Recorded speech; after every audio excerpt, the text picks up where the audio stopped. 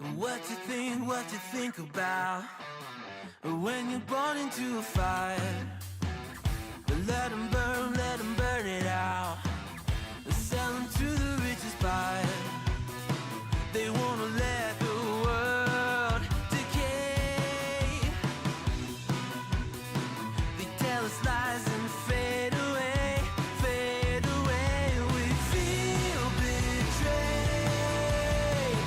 We were raised to lose the race. Wake at the back of the pack, kill it anyway.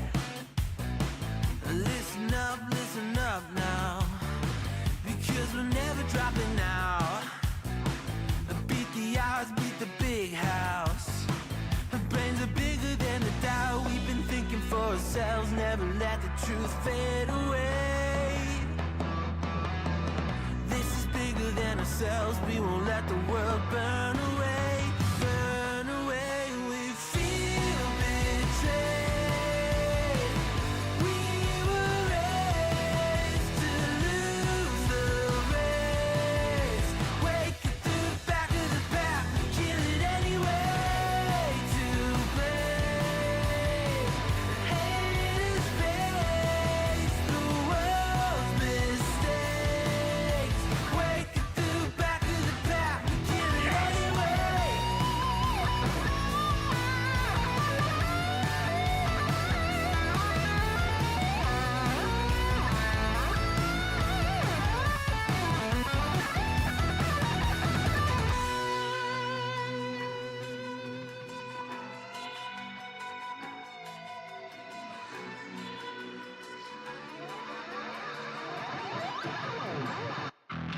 And we feel betrayed.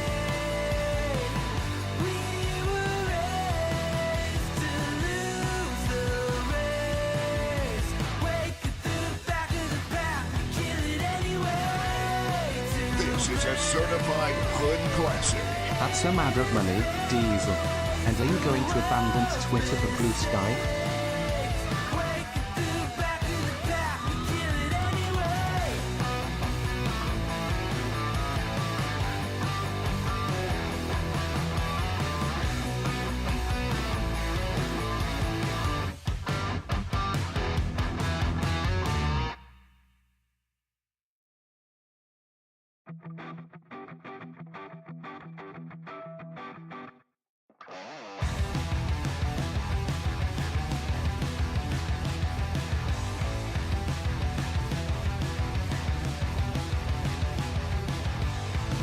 You think you've got my number figured out? A motive born in drought and brevity. And if I'm not the soul of your design, I blatantly decline your remedy. Don't box me in, don't, or I'll leave. I'd rather be a dreamer, I'd rather be free, I'd rather be a leader, I'd rather be a queen, I'd rather be a singer in a trashy cover band. I'd rather be a closer, I'd rather be clean, I'd rather be a poser in a magazine, I'd rather be pretty much anything else than your machine.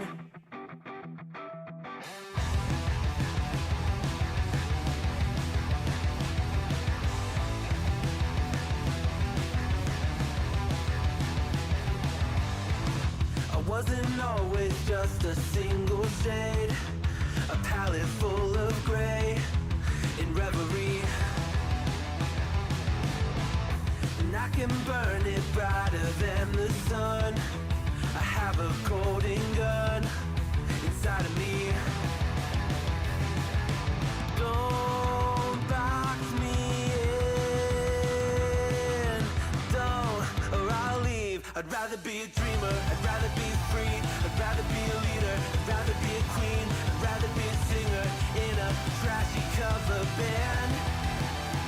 I'd rather be a closer, I'd rather be clean, I'd rather be a poser in a magazine, I'd rather be pretty much anything else. And if I fall behind, ignore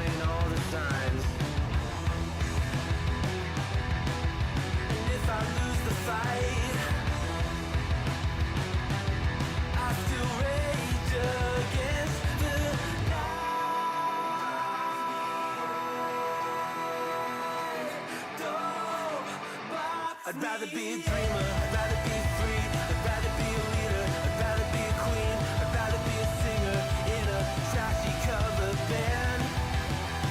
I'd rather be a closer. I'd rather be clean. I'd rather be a poser in a magazine. I'd rather be pretty much anything else than your machine.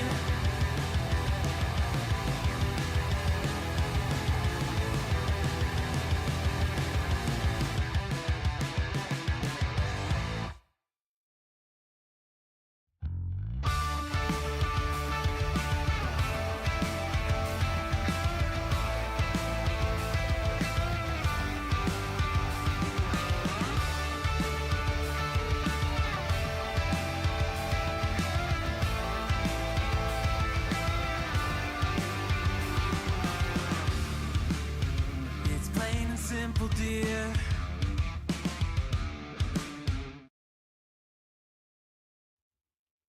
Hello, chat. Hello. How are we doing this evening, guys? Are we doing PogChamp? Are we doing swag? As the kids say, they don't say that. That's fucking. Somebody should hit me over the head with a fucking big spoon. Actually, I don't know why with a big spoon, but they should do that. All right. So we're gonna go over some of the Just the Robot stuff that's happened since. You know, I've been at work the last 3 days. I've been touching some grass. We did a field trip recently. That was pretty based. Big fan of field trips. Okay. Diesel, please don't make us listen to the call. Well, of course I'm gonna do that. I'll probably play like Balatro while that's going on because my attention span will run very thin. But yeah. Anyway. So I first want to talk about some drama. It's minor drama I was in recently. We'll talk about some minor drama I was in recently and like this Twitter account I found. While we're at it, right? Cool Anime Girls celebrates 6 months of membership. Diesel, no, please stop. Talk normally. Also, I do want to complain about something else. Something completely unrelated to anything. YouTube, Diesel doesn't like being the big spoon. It depends on the day for me, really. Right? But YouTube did an update recently, right? So like I'm on my like commentary account. You see sometimes I do watch a funny little cat video because you know sometimes are we here for the Kumo stuff? Primarily that today, right? But at the top of the like recommended was this section that let you pick your interest, right? And it changed your recommended based on whatever interest you selected. So it was either all or like for me it was like Dungeons and Dragons, 40K, blah blah blah blah, right? And when I refresh my YouTube, right? It comes up for like a second. You see it up there? Boom, and then it's gone. Right? And I noticed that YouTube made their UI rounder. Right? And why? Like, why get rid of that? That was like a useful feature. Because it was like, there was nothing in my recommended I wanted to watch. So I wanted to go find something specific. And I couldn't fucking do that. Right? But yeah, that's what that little bar at the top is for. It's actually a good feature. I like it. It helps me tailor what I want. And like, should watch the vid in the top left. Well, that's how I knew to cover this today, right? But yeah, it was just like fucking like, bro, what the fuck? Why'd you take it away from me? Okay, like shit. But while that's annoying, let me go back to something that happened a few days ago, right? It's really like a nothing burger situation. But here, so if you guys don't know who 24 Frames of Nick is, I've talked about this briefly, right? I had a long period of time in my career where I didn't have any like colleagues or friends. And finding and getting involved with the commentary community has actually been a really healthy experience. Like, people hate Nicholas the Oreo, right? You talk to the guy, he is not as scary as people imagine. He's actually really nice and kind of a fucking nerd. And I mean, that should be pretty obvious from like his pinball obsession. But he's really not that bad of a guy, and I think the only reason people don't like him is because and it's the reason people don't like drama channels, right? The reason people don't like drama channels is because we cover other YouTubers' bad moments. Imagine you're a YouTuber and you do something unrelated to drama. Let's say you cover gaming content and you end up in a controversy and someone looks into it and you end up looking worse as a result of their reporting. You're going to hate that person, right? Because for some reason, YouTubers hate being called out for it, right? I think it's like a part hubris thing, a part being involved in nothing but people who are nice to you thing, right? But there's a lot of fakeness in it, and I don't mean like fakeness in like the very generic way that people talk about it when they're like scorned. It's like the social media equivalent of Hollywood's brown nosing behavior, right? And the brown nosing is something I've never liked. On the East Coast, that's not really like a vibe that happens here as much, right? But you go to the West Coast, and it's like that's like something that happens a lot more frequently, right? For those of you that travel back and forth, maybe you have a more nuanced view. But as somebody who would go to California because I'm a YouTuber and the entertainment sector is there, and interact with that world, and then come back here and interact with like the business world, the vibe is not good, right? And I also think when you get famous really young, you tend to have this like self-inflated self-worth. And honestly, the older I've gotten, the less I've cared about drama, right? We've heard me talk about it before. How the more I do this, the less I like care about some of those things, right? Honestly, if I had to choose a YouTube group to hang out with, commentary community seems like the best pick easily. Y'all are nice, but will call out BS when you see it. Yeah, like I've had like adult calls with colleagues and friends in the commentary community over the last 2 years of being here. And everybody's really good with criticism to each other. Maybe like the Spurgs is like a different thing, but I mean people who have actual skin in the game. I'm talking like the Willie Max, the Nicholas Diorios, the people who worked hard to have what they have, right? Those are really well managed, emotionally stable people for the most part. People like Bo Blacks are an exception, but Bo Blacks, again, when I tell you guys, when I would talk to Bo Blacks, he was always high. He was kind of aloof. That was just who he was. And if I had to compare 24 Frames of Nick to anybody, for those of you unfamiliar, imagine Brad Taste, but instead of Brad Taste his music reviewing, 24 Frames of Nick would do videos on Nickelodeon and late millennial, early Zoomer nostalgia. That's the kind of content he makes. That's what he's always made. And we used to be friends when we were teenagers, right? So 24 Frames of Nick used to be a recurring character in the Reddit group, right? That I was a part of, called Reddit Crew. And I've talked about Reddit Crew, and I've told you all, you know, some of those people I'm friendly with are the ones I'm not. Really, it depends on whether or not they are able to develop that internal sense of character to be able to take criticism. For example, I'm not friends with King Anna anymore, partially because she would never admit to having done something wrong in this Lazo situation. And because of that, that's not somebody I really want to hang around with. And I think that's an appropriate and adult thing to say, right? I understand that's over 5-6 years ago now.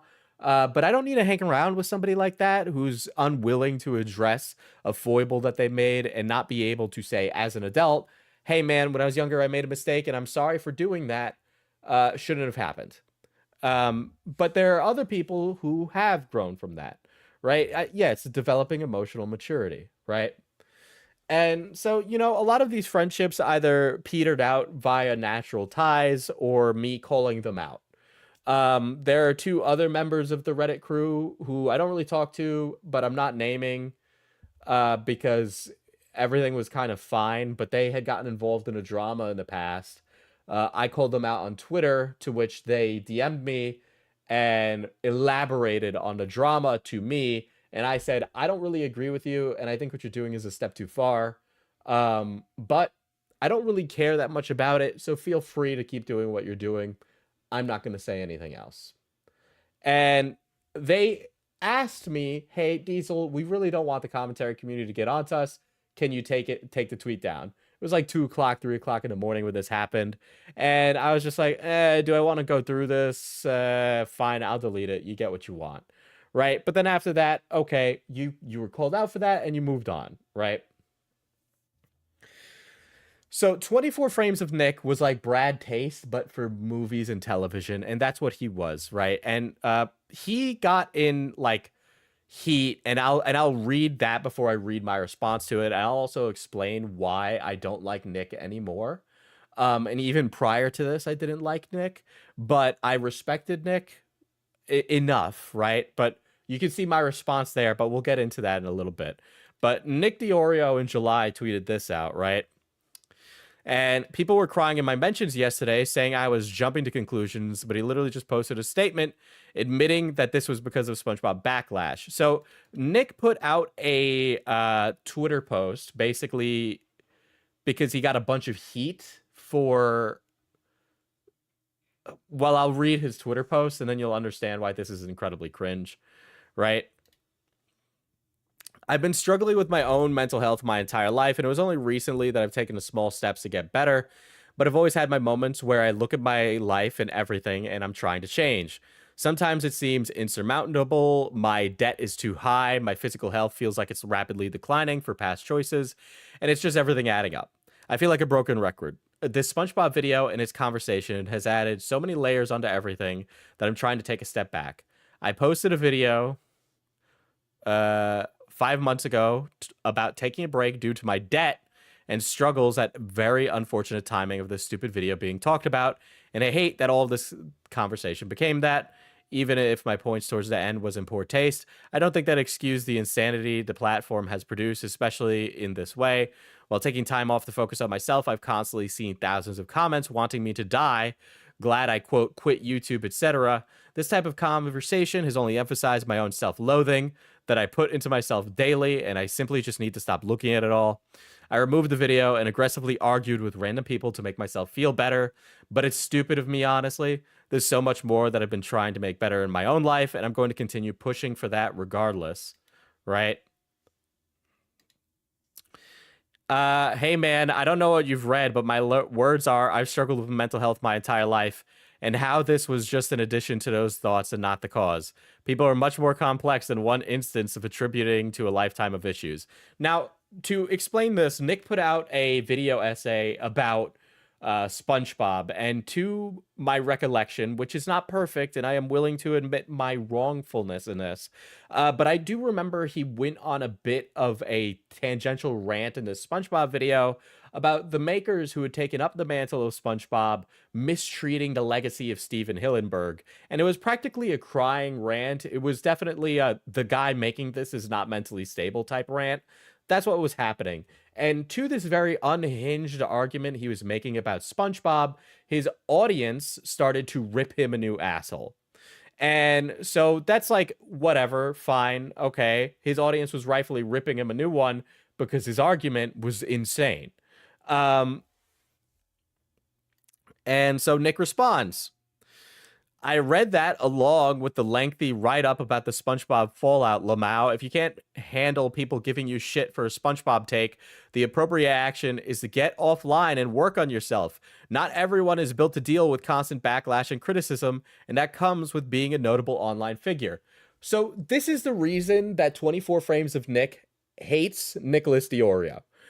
We're clear on what was the breaking point for Nick, 24 Frames. I'll call him 24 Frames for the time being, right? But this was the breaking point for 24 Frames, was Nicholas DiOrio telling him to log off and work on yourself. But yes, 24 Frames of Nick was having a mental health episode because people were criticizing his opinion about SpongeBob.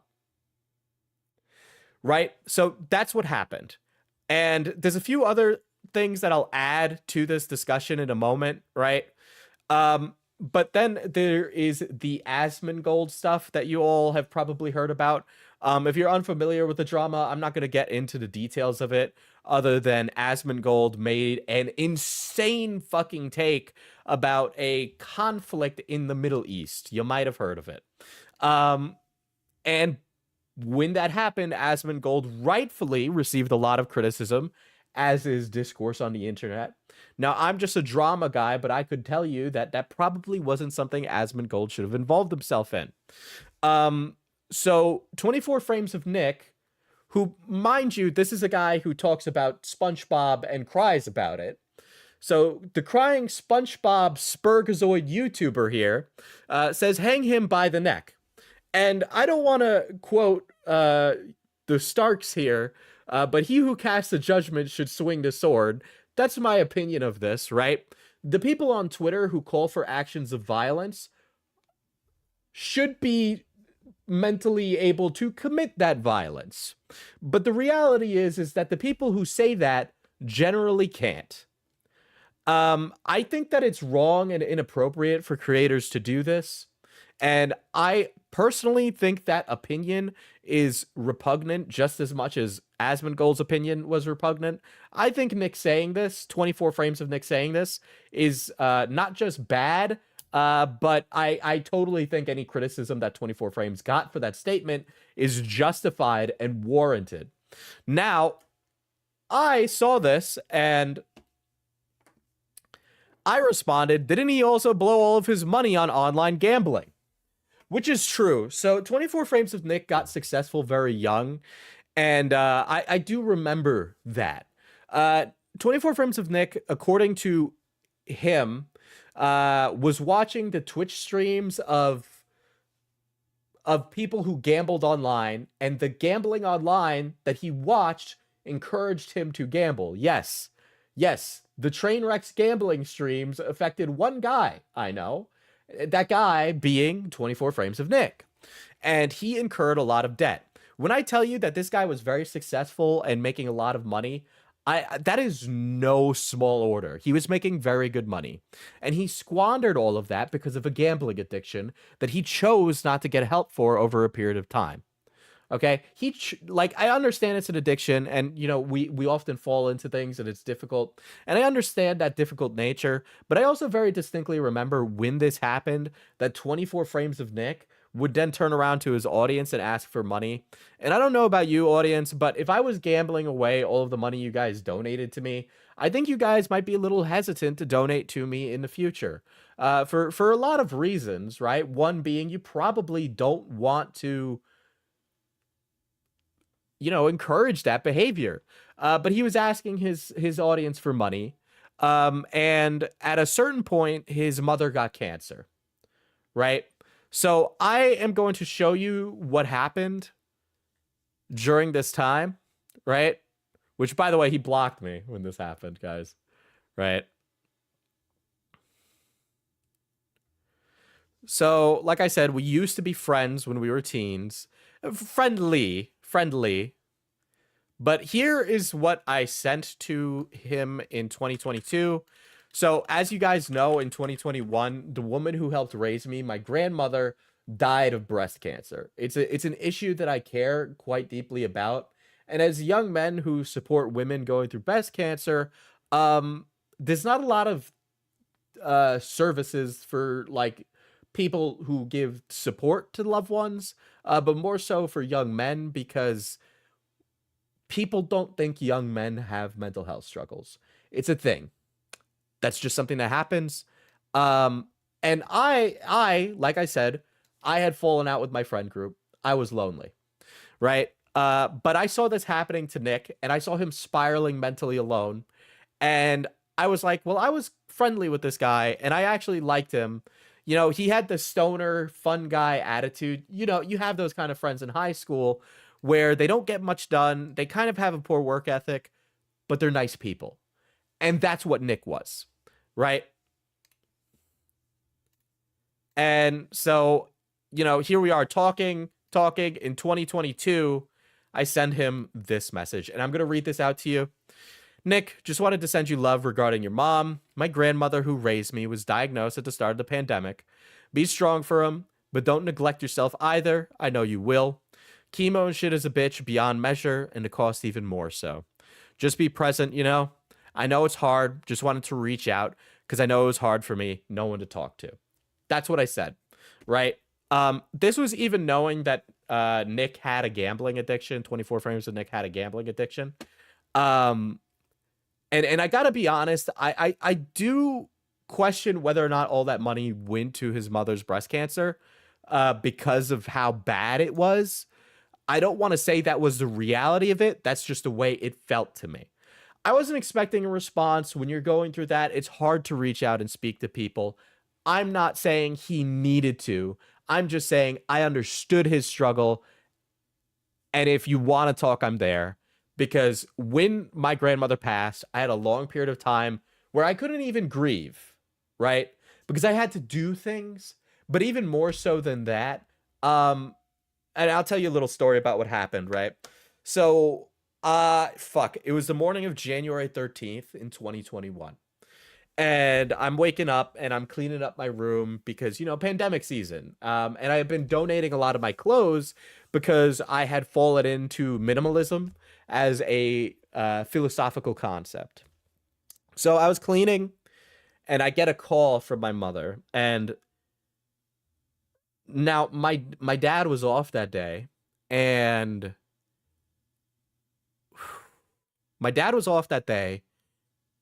and so she could have called him, but she called me, right?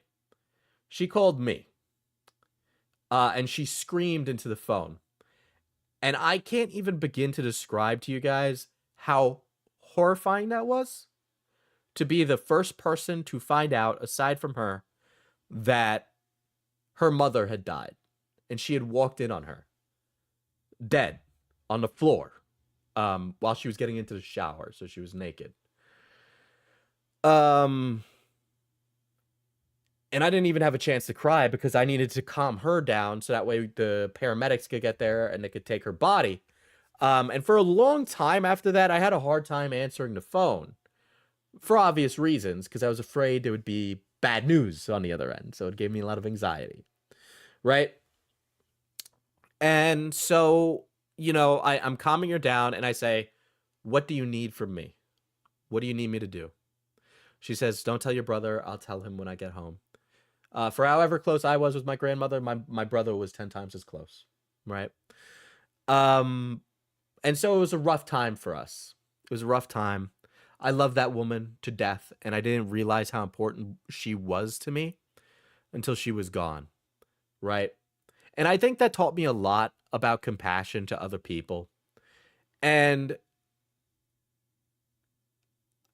honestly, the amount of time I've put between this event that happened to me in 2021 and now, and this message from Nick, which, by the way, I had totally forgotten I'd sent, by the way, right? I had forgotten this had happened. I didn't like how Nick handled his gambling addiction and brought other people into it. My intentions, I don't want to share my personal life anymore with the internet. The reason I'm sharing this, my brother's in the chat. My dad let it slip. He was talking to someone else on the phone, so I knew before anyone told me face to face. Right? And I've definitely gotten a lot more callous with people like Nani using me being part of the reason I told Nani what had happened to me, for example, is that it was a way of us bonding. It's trauma bonding. It did feel like a mutual exchange of information between us. But she used that against me, and it was fucked up and shit. Right. And then this happens with Nick. And honestly, I'm past the point of just giving empathy to give empathy to strangers. And I understand why other creators like Diorio are so mean sometimes. Because people like 24 Frames of Nick do not really deserve the empathy that you should give as a kind person. That kind of stuff I think is kind of earned, and I don't really expect it from the internet writ large. I don't expect them to be kind, but that's also why I don't talk about these things. And the reason that I'm talking about it now is because this was from a time when I did do that, right? I don't talk about things that happened in my life recently. That's not something I do. And I don't want you guys to like donate money to me because life's hard, because that's life for everyone. Life is hard for everyone. You know why? You know what I did when it was hard? I went and I got a fucking job. I'm good, rough time, but I live with her in my memory every day. She made me the man I am today. I'm so happy for that love. Now I'm going to keep lurking. Right? So 24 frames of Nick, after he sees my response to Diorio, says, "Hey man, don't ever send me some shit DM showing strength like times in that again. You're obviously a fake fuck obsessed with face value drama." And the outrageousness of this is that he seems to think that me expressing empathy about a shared trauma with him is actually me trying to social climb. Okay, that is what 24 frames of Nick is doing here, right? By the way, I'm telling a parasite to die because he shared to 35k viewers that he doesn't care if they get burned alive in a hospital tent. Which, to my recollection, is also not what Asmund said. He said something similar, but he wasn't saying that he would kill his viewers. But again, if you're going to tell someone they should kill themselves, you should be the one that is going to follow through on that act, in my opinion. Right? You should be strong enough to do that. And I don't think Nick is. Just wanted you to know the context because you clearly don't bother to dig deeper despite being someone reporting on the news for a decade and never reaching relevant status. Now, chat, I would hazard a guess most of you probably don't know who 24 Frames of Nick is. So I think at the age of 26, as a mid-20s man, I really don't care about your subscriber number. I talk with and I occasionally am on streams with the Op Block who have 200 subscribers because I like them. Okay? So subscriber number or relevancy don't matter to me. I think it's very childish and pathetic and lame to be doing that about fucking like subscriber numbers, right? That's really pathetic. But yeah, so he said that me sharing that about my grandmother, which I've now elaborated to you, was me social climbing and being a fake fuck. And he thinks it's okay for him to say that about Asmund, which is fine. And he can have that opinion. But this was a fucking rude response. This was so rude that I went, fuck it, I'll leak the message. Because you look like a piece of shit. And I do think you are one. And Nick, I hope you bet it all on black. I hope your life gets worse. I hope your mental health clearly deteriorates because you're a bad person. And you don't deserve the sympathy of people online because you're too self-righteous in your own self. Okay? You don't have kindness to give to the world. You give nothing. All right? I am really glad that I'm at where I'm at right now in my life. Okay? I really am. I don't really care what 24 Frames of Nick thinks of me. All right. So after that, I responded to it, tweeting about it, right? And one of the community members sent this to me. And I know this tweet is about Nicholas Diorio. I know. But I really wanted to say this. And I can, because fuck you, it's Twitter. Right? And so this is 24 Frames of Nick being, again, now you know the context. I've shown you guys the context for why 24 Frames of Nick hates Diorio. I've shown you that. We're all aware of the level of horribleness that 24 Frames of Nick experienced from Diorio. Okay? But I'll read it right now. I don't even want him to see me share his name. That man is so goddamn irrelevant and grasping for air. I do want to say this is a really bad time for 24 Frames to say that. When Diorio easily hits 4.5k concurrent streamers, he's probably one of the bigger streamers on YouTube right now. Well, He'll never be acknowledged by anyone other than people that want to jerk off in a hate circle, and it's the best to keep it that way till they all die off. So this is how people get threads made on them, and why people A-log people like 24 Frames of Nick. Which, by the way, if this is not a 24 Frames of Nick thread in the community server, I would really love one, because sometimes I just want to be a hater. Right? So, you know, his perception of what the commentary community is very funny. But don't worry.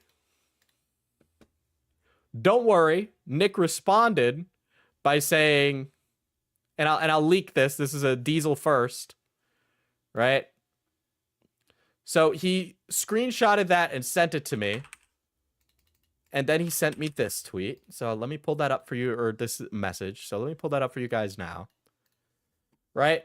This is actually what I wanted to stream about tonight. I don't know if you guys noticed. All right. And Greg, I'm sorry, but we're going to make this into a stream highlight. Is it only mods who can make threads? No, anybody in the community can make a thread. Right? So he said, brother, this tweet was about Nicholas Diorio. Like, God, man, you're desperate for something here. Why can't you just see how wrong it was to bring up my gambling addiction in a moment like that? That's literally all. You know, retroactively, I think it was really funny that I brought up your gambling addiction. I think it was really funny. I think it was really funny that your gambling addiction ruined your family life. Okay? And that people stopped talking to you because you couldn't stop gambling money that you had earned online. You could have earned so much money that you could have brought your family out of poverty, and you squandered it away. So fuck you. Drop dead. That's literally all. It was immensely disrespectful and extremely uncalled for, especially as someone who used to know me and knew what I was going through when it was happening. And yeah, I'll admit it. I do think that what I said was disrespectful. I clearly could have made a criticism of 24 Frames that wasn't based around his gambling addiction. But the thing is, it doesn't matter that I made that comment. What matters is that the person I responded to and the person I am friendly with is Nicholas Diorio. This has much less to do with what I said and more who I said it to. Okay? It has the gambling thing, it does not matter as much as who I talk to. And I know that because I have been in rooms with other YouTubers where they seethe and complain about people like Nicholas Diorio because they're afraid. They're afraid of what people like him will find out. Right? But I'll say it. I know what I said was disrespectful. I know that. I said it consciously because what I think he handled it poorly. And I think him asking money of his audience was bad. All right? Especially as someone who used to know me and knew what I was going through, that it was happening. It's incredibly scummy to act like I'm wrong for being rightfully scorned by a past acquaintance. Extremely randomly is just weird. And you can be rightfully scorned, but Nick, you should have taken a second to read the message I had sent you right before that and recognized how insane you looked, right? Post DMs publicly and then say, I'm the one that's not cordial. Guys, can I get a 1 in a chat if you think 24 Frames was cordial? And can I get a 2 in a chat if you think he was acting like a schizophrenic lunatic? Okay? What do we think? Do we think he was acting normal? Because I don't think so. Of course, stream chat is going to agree with me, obviously. I'm not expecting you guys to disagree. Thank you for the twos, though.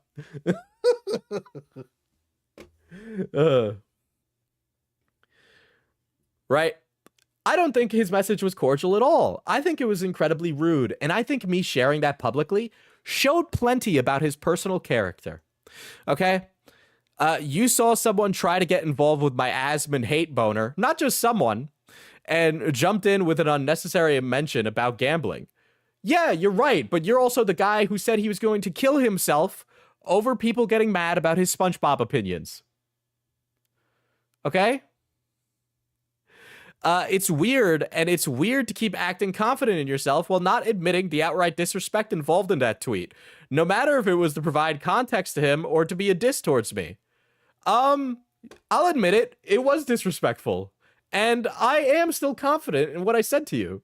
In fact, in hindsight, given the fact that I respond to this chat and he reads the message that I send after this and then blocks me, right? But the message I send after this explains to him my position and he blocks me for it, which I think is really funny. So I can't wait to read that one to you. Diesel exclusive chat, right? You saw someone try to get involved with my Aspen hate boater, blah, blah, blah. It's weird to keep acting confident in yourself. I'm confident in myself because I got people that love me, bitch. Okay? If it was to provide context to him or to be a diss towards me, this is the last I'll be acknowledging you. So I hope you get some mileage out of this one. Buddy, yeah, I will. Okay? Yeah, I will. I think, you know, the funny part is that I know that in the future, I could be in the same room as 24 Frames of Nick. And I would walk up to him and be like, hey, Nick, I hope you're doing good. And the thing is, Nick is the kind of guy who would be worried to have a public altercation. He would not stand behind these big words online. Because people like 24 Frames of Nick don't stand behind these words. Because you get in public with people like this, and they're afraid to order chicken nuggets at the McDonald's drive-thru. Okay? So I'll show you the response right now.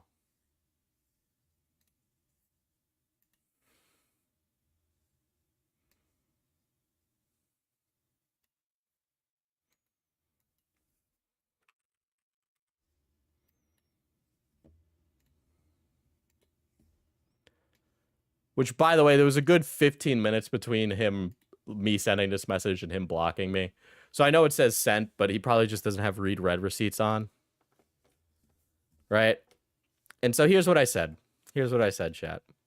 And I asked some people, I was like, what do you think of my response?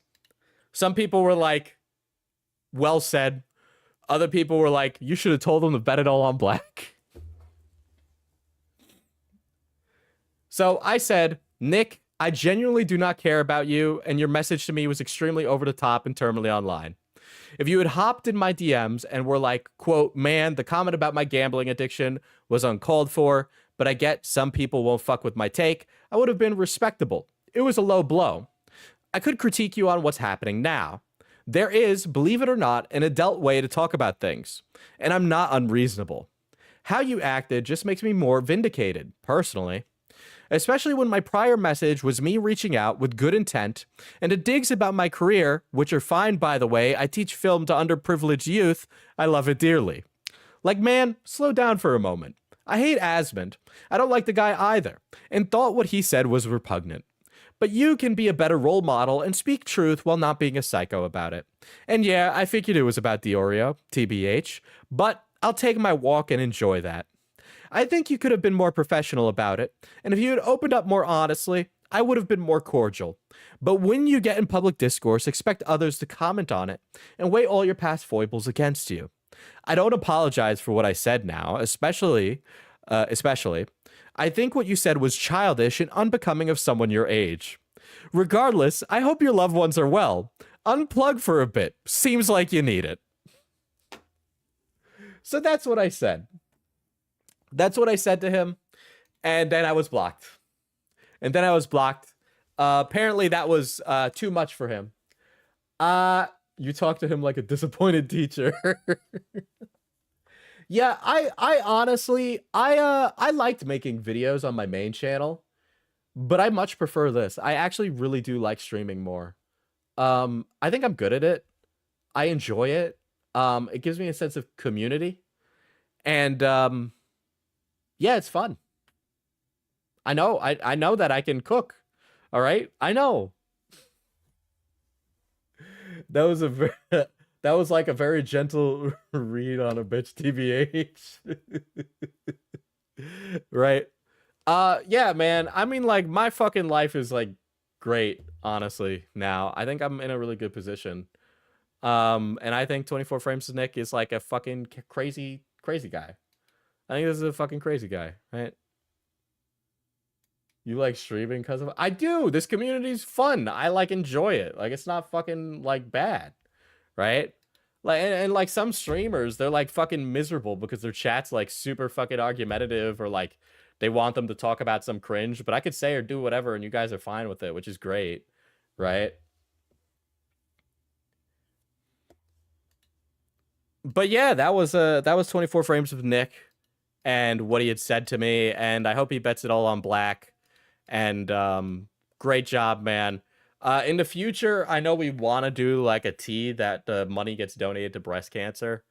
We gotta like work on that. I don't want to speak for my brother, but I know that's something we keep saying we want to do. Um, because that's something we're both passionate about, and this woman impacted our lives so greatly. And I want to make sure that happens in the future, so I'm saying it now. But in case you guys don't know, Mana Potion Coffee sells tea now, and you can buy Mana Potion Coffee tea right now by going to the fucking website and going and checking out our tea. We got a couple of teas. We have green tea, jasmine green tea, blood orange rooibos tea, peach Earl Grey tea, and chocolate infused black tea. Go to manapotioncoffee.com today to go buy it. Unfortunately, people like 24 Frames of Nick will never get to know the pure joys of fair trade USDA organic coffee sold and packaged by the Diesel IRL.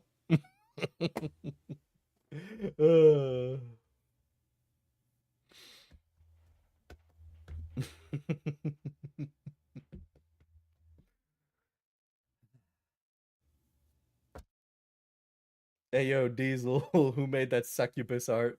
Yeah, that was Mishi. Did you? Did you pack Cloudy's tea with kisses and my hot chocolate with hugs? I did. I just actually packaged both of your packages, so I did like 15 today. There's some people who ordered like coffee, and we're out of some coffees right now. So if you order coffee, there might be a slight delay because we're waiting to get some more roasted. But it'll be fresh when you get it. But yeah. By the way, guys, free PDF is done for the tabletop for the Western book, so you guys will be able to get a Draftful taste of it celebrates soon. 9 months of membership. That art, Zooey Mama. We got Unga Bunga tea, Goblin tea, Succubus Spit tea, Edgy tea. Y'all play D&D? I love D&D. I love drama, by the way, chat, right? But like long term, I want to not do this forever because I'm like too old to like give a shit that much. Like the only reason 24 Frames of Nick has lived in my mind is because I just can't like I'm like trying to like run through like have you guys ever gotten in an argument with someone and you're not like trying to determine like what you could have said differently, but like they were so mentally unhinged in the argument online that you're just like what was going on in there? Like what was going on in their head that's how they responded. But to be honest, when the person in chat mentioned that this was a Bo Blacks moment, I don't want to be so reductive to call it a Bo Blacks moment, but I do think this is a Bo Blacks moment that 24 Frames of Nick had. But given to hindsight and time, I just don't, I can't expend any empathy to him. Do you still talk to Wild Spartans? It's been a while. Brandon and I are on good terms. Listen, Quite's been on stream before. I've done work with Quite. I'm working with Quite on a video now. I've done some of the research for it. Yeah, I'm on good terms with both of them. I cherish Brandon dearly. Brandon helped build my career, so I have a lot of respect for him. He's a very good guy. He definitely grew and matured over the years. I will say that. He's a much better person now than he used to be. What's Blues Dank up to? Bro, I have no fucking clue. I think he does editing for YouTubers. You know, he's got a place. He's got a job. He's like doing good. I've talked to him recently too. He's pretty okay. Listen, it wouldn't take you that long to figure out which Reddit crew members are the ones that I'm talking about badly and which ones I'm talking about positively. The only reason I mentioned King Anna is because she outwardly did that on Twitter recently. Show me the succubus art. I'm literally on life support.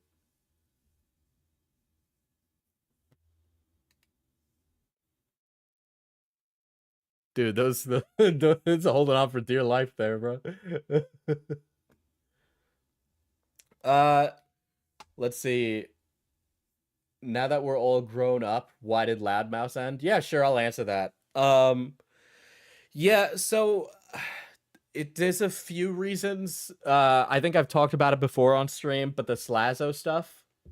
Draft, thank you for the 10 gifted. Holy shit. Based God.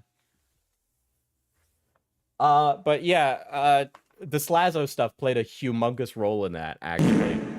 It caused a lot of stress in the friend group, even for those that weren't involved. I didn't really say anything about it, but it did cause a lot of stress between all of us. And it's like one of those things where it's like, okay, everybody's having arguments, and it's just like a fallout, and you don't want to bring that into the project you're working on. So we just decided to retire the project, right? I think we could have handled that better and given a proper send off. But you know what? It is what it is. But yeah, I'm definitely trying to kindle some of that spirit in Internet Explorers. The only reason we haven't done Internet Explorers recently is because Beckett has a job, and he's been running himself ragged recently, so he just doesn't have the energy, and I don't want to push Beckett to work at 3 o'clock in the morning on like a Thursday night. I just can't do that to him. Because that's like a project I'm running, so I don't want to make him do it, right? And just kill him, right? I just want to be a good friend first, right? I'm not running a slave driver. I'm not a slave driver, despite the memes.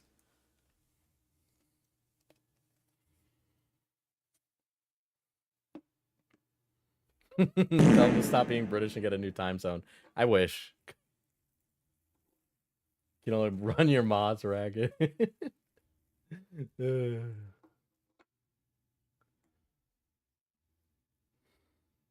But yeah, that's really that. Any tips for being a game master in D&D?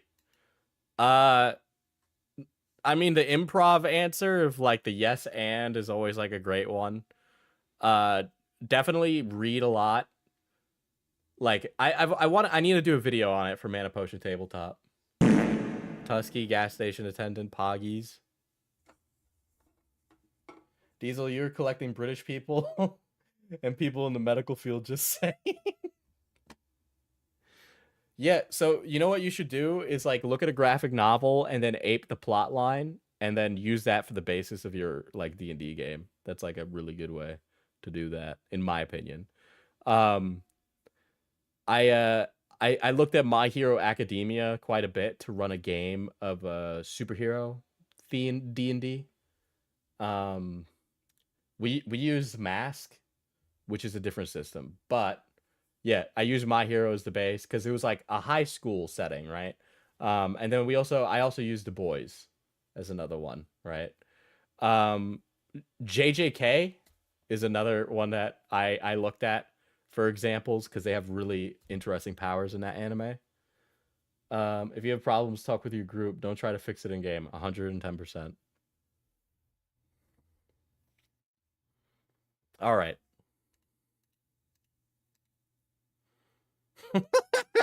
Some of these thumbnails for jars will... Guys, can we look at some of these old jar video thumbnails, bro? I don't know if you can answer, but do you think the old Reddit crew hates the RFC commentary scene, Lamau? A lot of the old Reddit crew actually grew up in the commentary scene. The ones who hated commentary were the ones who got shit on rightfully. Okay? That's really it. Or like for political reasons. Like some of them are like very lefty. So they really don't fuck with RFC's like, you know, right-wing attitude and vibe.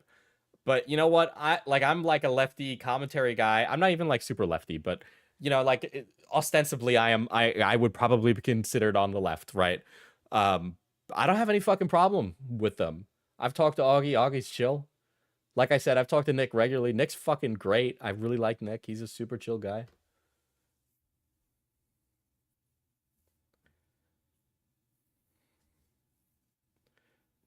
I thought they disliked them because of the Slazo stuff. No, some of it was before that too. Remember, a lot of these people were in the franchise. I read the chat messages. Come on, man.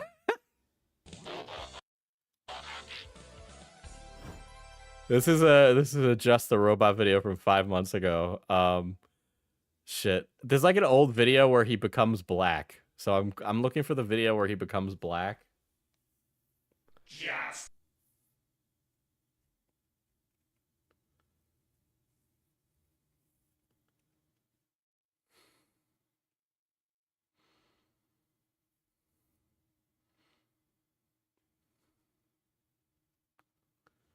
Hood does not understand iDubbbz or rights. Anyone a 19 celebrates 8 months of membership, it's Nega Jar. Good job.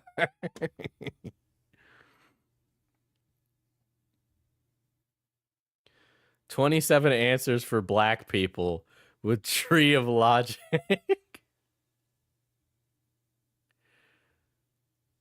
Dude, some of these are old as fuck.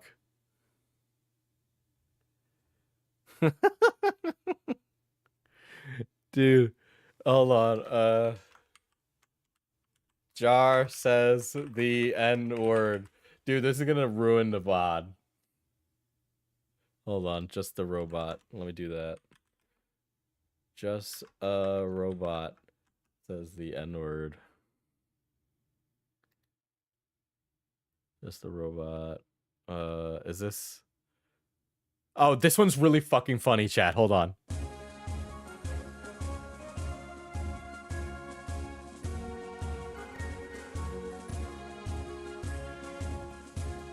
Does he sing in this? He should be singing in this. What? He didn't sing in this. There's a version of this where he sings, chat. Okay.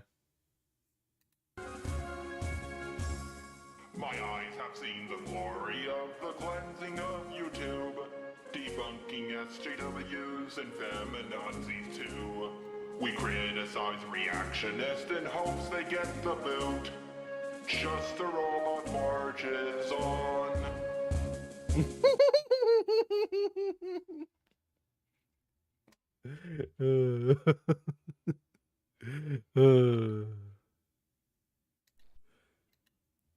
Just a robot. Hold on. I just type in just a robot black.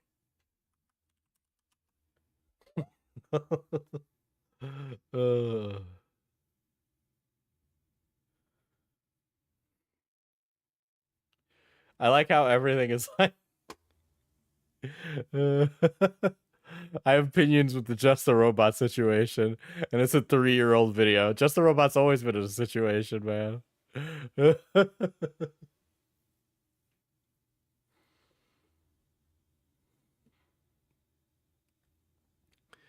Okay, this like fucking no old ass video. Hold on.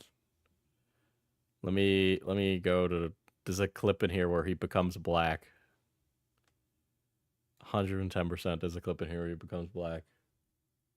Our audience feel just as uncomfortable from his actions. Let's take this example. Okay, bro, you look like you're barely Native American. You could easily pass for a white guy. When I think of a Native American, I think of someone looking like John Redcorn. When I think of someone Native American, I think of somebody who's going, hey, yeah. When I think of someone Native American, I think of a guy wearing a headdress with one tear rolling down his eyes. An eagle moves past in the background. Thanks, Jar. That's totally not fucking weird. I'm a white boy with black hair. If white privilege is so amazing, then just say you're a white guy. You could easily pass for one. Now, if you have no context, this can seem a bit racist. And when Jar told me that others would get I'm telling you guys, this video has to have that clip. Okay, here it is. Here it is. We don't want to listen to the guy talking. We don't give a shit about that. context to them, they are clearly not racist. Even if this was a black avatar Jar, which it isn't, having this does not make him racist. Jar saying the N-word with a hard R to quote people does not make him racist. Jar making a joke about a movie dealing with racism and putting...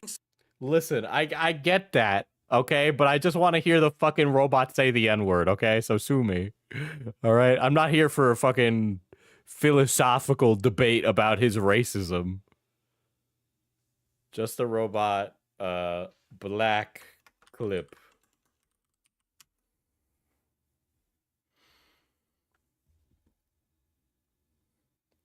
Listen, you could like you don't need to quote the fucking N-word. Audio, this is the N-word one. The audio is loud. Okay. Did he call someone it, or did he just say it? Why is it bad when only white people say it? If he was Asian, would it be okay? If he was black, I know it certainly would be okay. The only time I remember him saying it was when he said, "Say nigger." But even then, that was to make fun of a white girl. Oh, so your thumbnail maker is either a racist... He could have gotten through that without saying the N-word, though, right? Like, he could have gotten through that without saying that, right? Like, this white person, or a coon-ass nigger, according... whoa, whoa, whoa, whoa, whoa, whoa. Listen, I would have forgiven him for the first N-word. I would have forgiven him for the first one. You know, fool me once. Fool me once, shame on you. Fool me twice, shame on me. Fool me a third time by saying the thing that rhymes with raccoon. And we have a really fucking big problem here.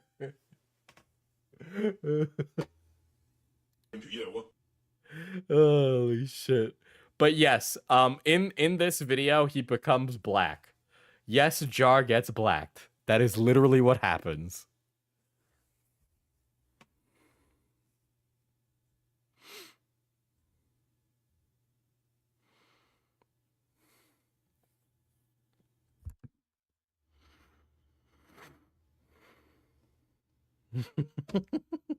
When will he become Chinese?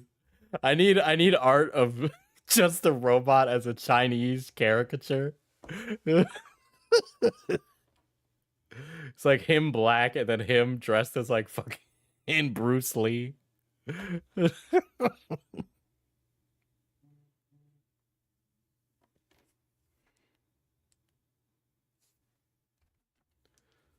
I mean, what if he was made in China? Oh, you know what's... You guys hear what happened with Grade A Under A recently? Where he posted like a groiper ass Wojak. And he was like, I don't understand why people would think this is racist. And it was like God's most racist image.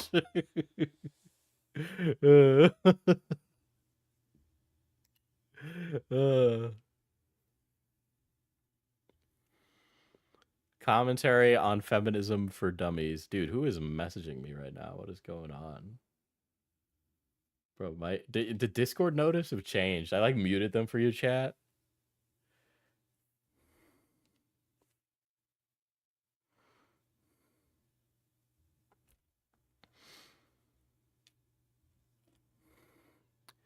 Listen, should we watch this 8-year-old video about 27 answers for black people with Tree of Who's Tree of Logic, chat? This person, I don't remember. I feel like I've heard Tree of Logic in... I think Beckett mentioned them in Internet Explorers. Who is Tree of Logic? Just a robot. Oh, BuzzFeed questions. You always seem to 27 questions for black people from BuzzFeed is wild, though. Dude, I love internet discourse. It's so horrible. Like, oh, you know what's really funny? Like, right before the stuff with 24 Frames of Nick happened, I made this tweet where I was like, I'm sorry, I'm really like jerking myself off today, aren't I? My favorite discourse is now the quote, "My creator must get into politics. I've always loved the idea that people who have their groceries delivered to avoid interactions with the cashier are the most sane people to sway the opinions of the masses." Isn't it funny how like a day later that like I like predicted the future?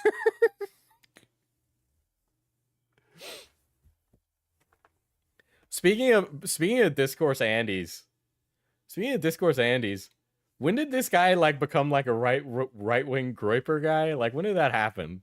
Like, I feel like Tyler just recently became like really fucking insufferable, right? He's like going to Canada and he's like, all the drugs are legal here and all the black minorities are eating dogs and they're Haitian minorities. It's like, bro, what the fuck? This is Buffalo, New York. I lied. I don't know what this is. This might be fake.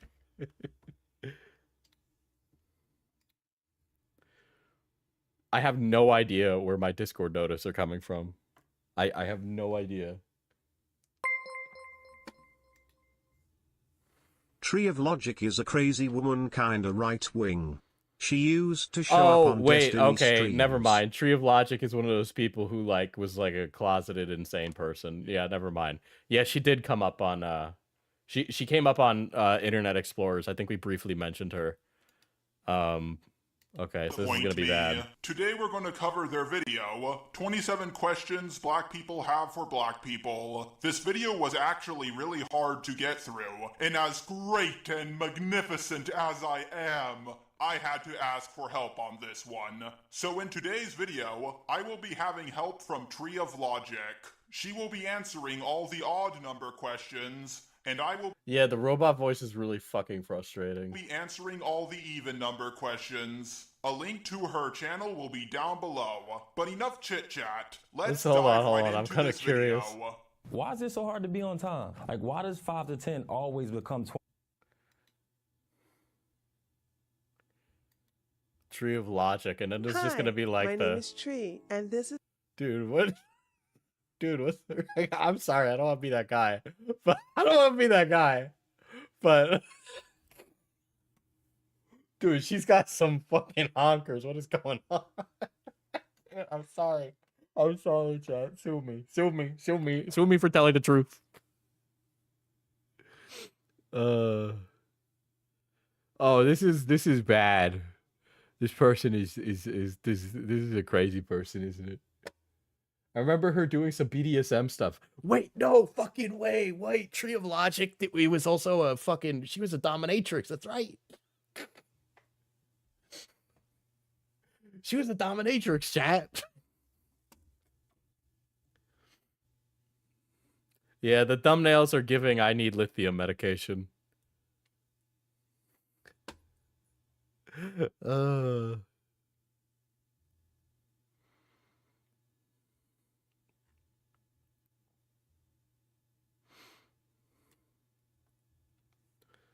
Why was that the thing that opened your memory? Because I just remember it coming up. Dude, these thumbnails are fucking wildly insane. This one with Candace Owens is wild. Very 2016 right-wing core thumbnails. I'm losing my marbles not knowing where these notifications are coming from. Like, unironically.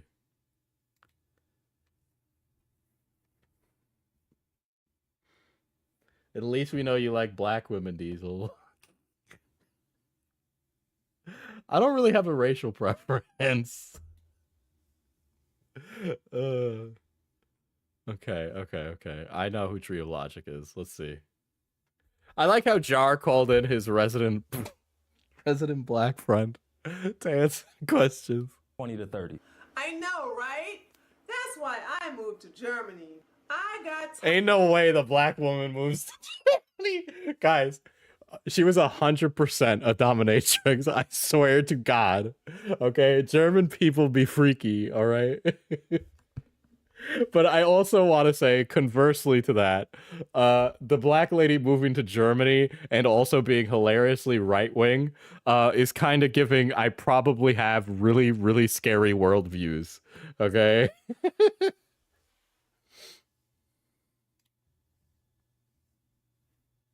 tired of black people and their CPT schedule. So I decided to surround myself with Germans. Germans are so strict I decided to surround myself with Germans.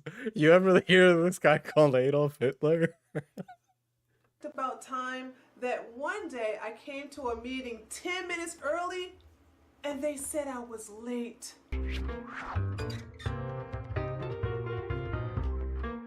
If my dab is on fleek, am I lit?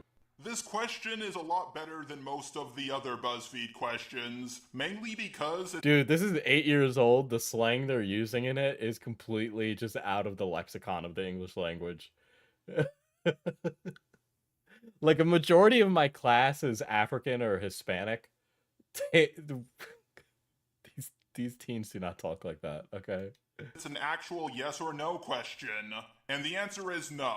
It's because you work for BuzzFeed. And if you work for BuzzFeed, you'll never be lit. Why is it a Dude, No, he was asking about his clothes, dude. What are you calling? What are you talking about? Because you work for BuzzFeed. Jar actually didn't understand the question the guy was asking. Because that question, what he was asking about is his clothes. If my dab is on fleek, am I lit?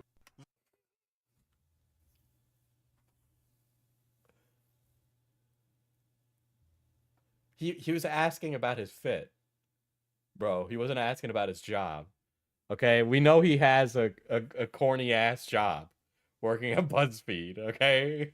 This question is a lot better than most of the other BuzzFeed questions, mainly because it's an actual yes or no question. And the answer is no. It's because you work for BuzzFeed. And if you work for BuzzFeed, you'll never be lit. Why is it a problem if I like anime? Oh, brother, it isn't a problem for me that you like anime. Hell, I like anime too. Especially anime porn. Why do black Okie dokie. people look at your shoes? I think, you know, what? This is such a 2016 coded video because anime is so fucking codified into like culture now. Like I don't even Dude, this lady is not giving good vibes right now, bro. It's getting the vibes are rancid. Shoes before they greet you. It is more of a hoodlum thing. Why do black people look at your shoes before they greet you? It is more of a hoodlum thing. Jar can't even comment on that, bro. You know he don't got the fucking Jordans, bro. All right? Jar is never okay, Jar wears fucking Skechers, all right? He don't give a fuck about no fucking creases on his dunks, bro. All right? Jar, explain to me what creases are on the Jordans, huh? Explain to me how the creases be happening. Okay? Come on, Jar. Explain to me how the creases happen. How do you stop the creases from happening, Jar? Than it is a black thing. Shoes are a part of hood culture. In this They ain't a part of hood culture. You know how many fucking annoying white guys are like collecting shoes like Funko Pops, bro? same way dark clothing is a part of goth culture, or wearing glasses that help your vision in no way whatsoever is a part of hipster culture. I feel like hipster culture is like an imaginary thing. I feel like that never happened, chat. I feel like the hipster's like an imaginary creature, right?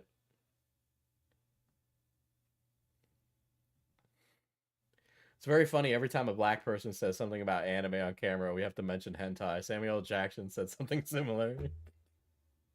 We more likely to engage in the new dance trend than we are to get involved in politics or opening a business. Cannot relate. This does not apply to me because Dude, I can't even begin to like what. Maybe it's like the people that I'm around, and I'm.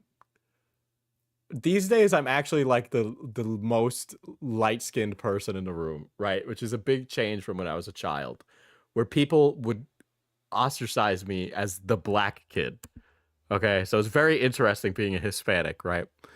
The people I'm around are not only well-educated, but they are always involved in politics. So I don't know like where any of that is coming from. I am a business owner. You need to go ask Shaniqua and Tyrone because I can't help you. How did watermelon become our thing? Like, everybody should love watermelon. After the Civil War of America, black people grew, ate, and sold watermelon, and it became a symbol of their freedom. I guarantee you, the average black Joe doesn't know this, so you might want to Google some of your questions. Why do you get upset when I don't like a black celebrity? Girl, I don't care who you don't like. As a matter of fact, you can add me to your don't like list. Race aside, some people are just terrible. Yes, and a lot of them work for BuzzFeed. Oh, my heart was about to drop. I was like, Jar was about to say, and a lot of them are black. A little worried there. We call each other the N-word, but get vehemently upset when a white person uses the N-word. No.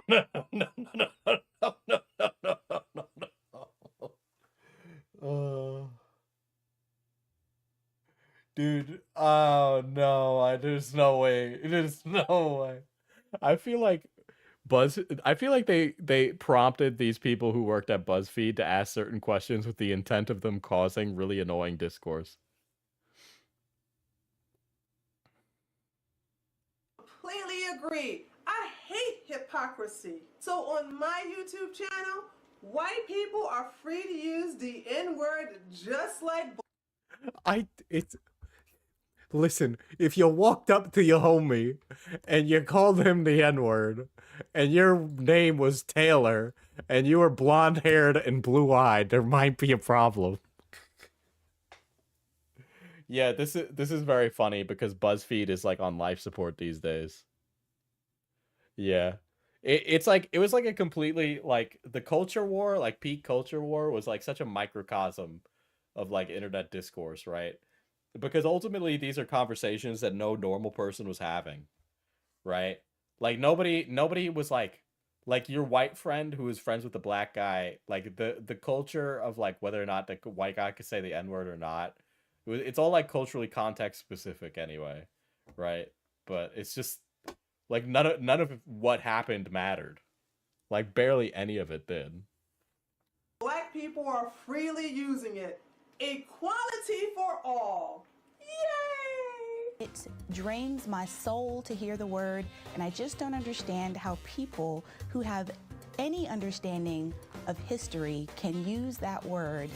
The thing is like, the thing is people are culture. Like the culture is a large variety of people. Okay, some people are comfortable with it, other people are not. But it would probably behoove you not to use swear words in the workplace. Just an idea, right? But it's like, but like I don't want to hear Jar talk about it. So at first I thought you were going for, if black people can say the word nigga, then white people...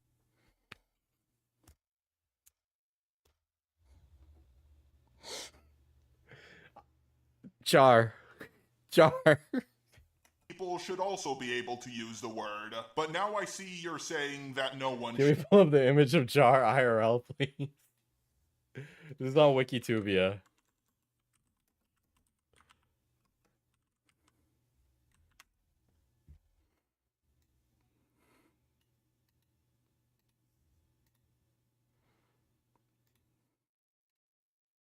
That's Jar. That's Jar.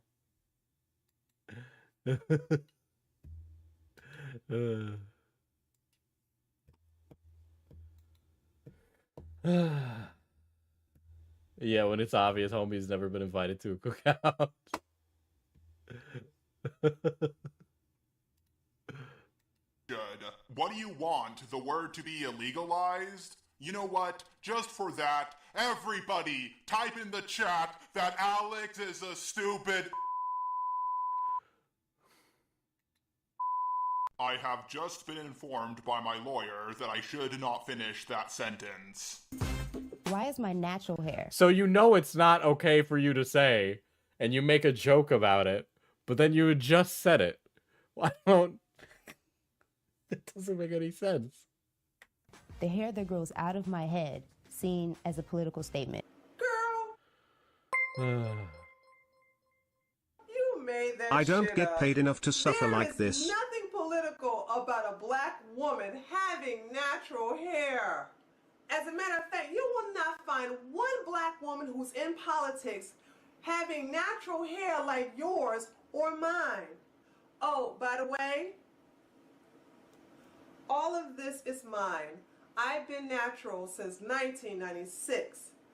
It wasn't a political statement back then, and it's not a... Okay, all right. Since we're gonna ignore the obvious in the room, right? So there are some white people who sit around and think that if you got dreads or you got cornrows or you got some kind of type of frizzy hair, then you're like fucking stupid, okay? Right? That's why it became a political statement, because people would discriminate on the basis of what kind of fucking haircut you had, okay? It's not that fucking hard to hear, okay? It was really fucking common. political statement. Of course, you're not gonna be penalized for having natural ass long hair. You're a fucking YouTuber. Today. Why do we think people with light skin look better than people with dark skin? This is a pretty broad question because not every black person finds a white woman attractive for the same reasons. Some black men find white women more attractive because they can get their hair wet, because they don't talk back as often.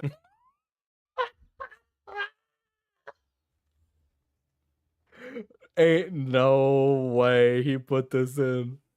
What? What? What? Jar, you can't talk about this, bro. What? This video is making me gassy.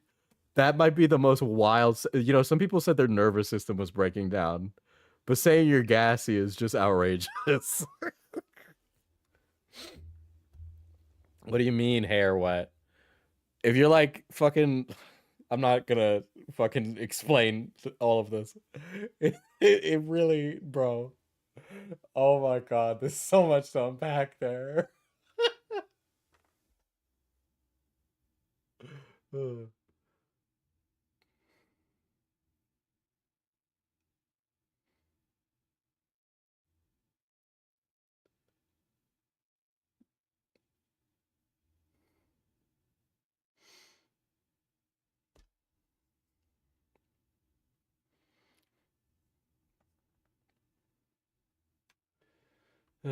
He doesn't make white women sound good either.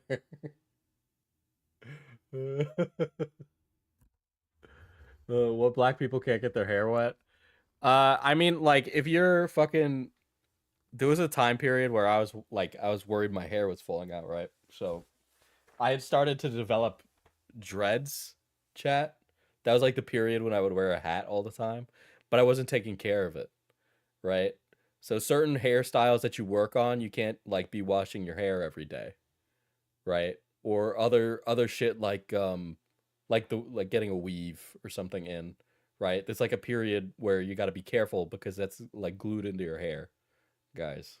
Okay. But yeah, textured hair has different needs. Very well said, Kim. Yeah, we can get our hair wet, but yeah, what Diesel is saying. Yeah, you don't want to be like, you don't want to act like if you're working on a specific hairstyle and it takes time, you know, sometimes you can't get your fucking hair wet, right? That's just like a part of you developing that, okay? That's why bonnets are a thing too, etc. Yeah.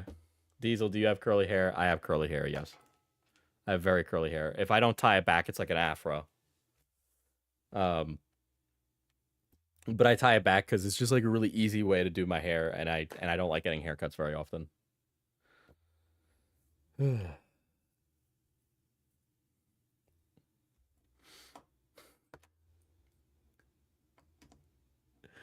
This one about white girls not talking back is insane.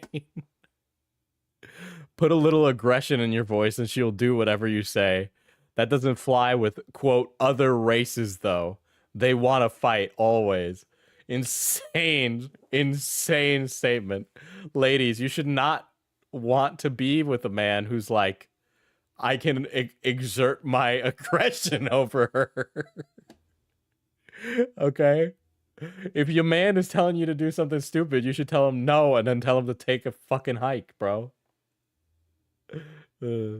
I'd make him cry. Of course you'd say that, Cloudy. You're Latina.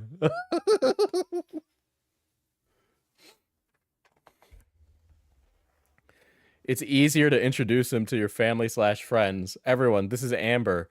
Is way easier on the ears than everyone. This is Shaniqua, just saying. I'm sorry, I ain't never met a black woman named Shaniqua. That's like a racist caricature name, okay? That's like a fucking like minstrel show type ass name. I've not heard that name before. Outside of this. Right? And fucking that's just like the internalized racism thing. That's not okay either, right? We shouldn't allow our families to judge who we date. Okay? You just shouldn't. So that's not okay either. That's like toxic. That's not good either. Right? White girls have way less restrictions in the bedroom than other races. You can basically do whatever, wherever with them, and they'll smile through it all. That's not good either. Guys, you should be able to have like intimate conversations about what you do and do not want in a bedroom. If someone's like placating you in the bedroom, that's a bad sign. Or she's probably uncomfortable. At best, at worst, it's something much worse. What statistics is he basing this on? I don't know. It's wherever Synthetic Man gets his race statistics.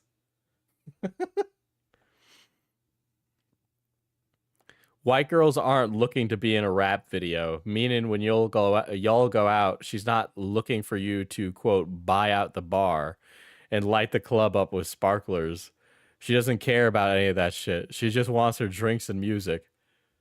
I'm sorry, I don't even think that's like a white woman thing, okay? I feel like this is like a gold digger, like gold digger type behavior is not like racially specific at all.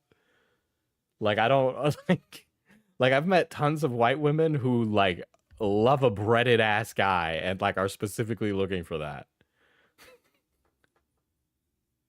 Like that's not like something that just quote unquote the blacks like. That's insane. Dude, this is like written by like ho scaring ideology number 464, bro. White girls have no problem spoiling their men with gifts. They love that shit. It's an ego boost for them. Again, I also think that's not like a racial thing at all. Because they have no problem spoiling their man with gifts, etc. Or it could just simply be preference. Do you really believe that black is beautiful? Well, truth be told, Girl. I cannot wait to hear this answer. black isn't beautiful on everybody.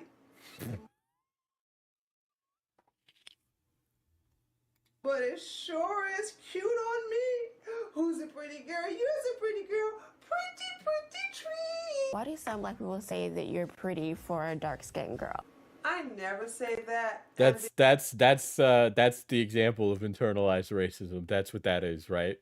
That's when somebody's like, "Oh, you're pretty for a dark-skinned person," right? Or like, "You're pretty for a blank. You're pretty for a blank."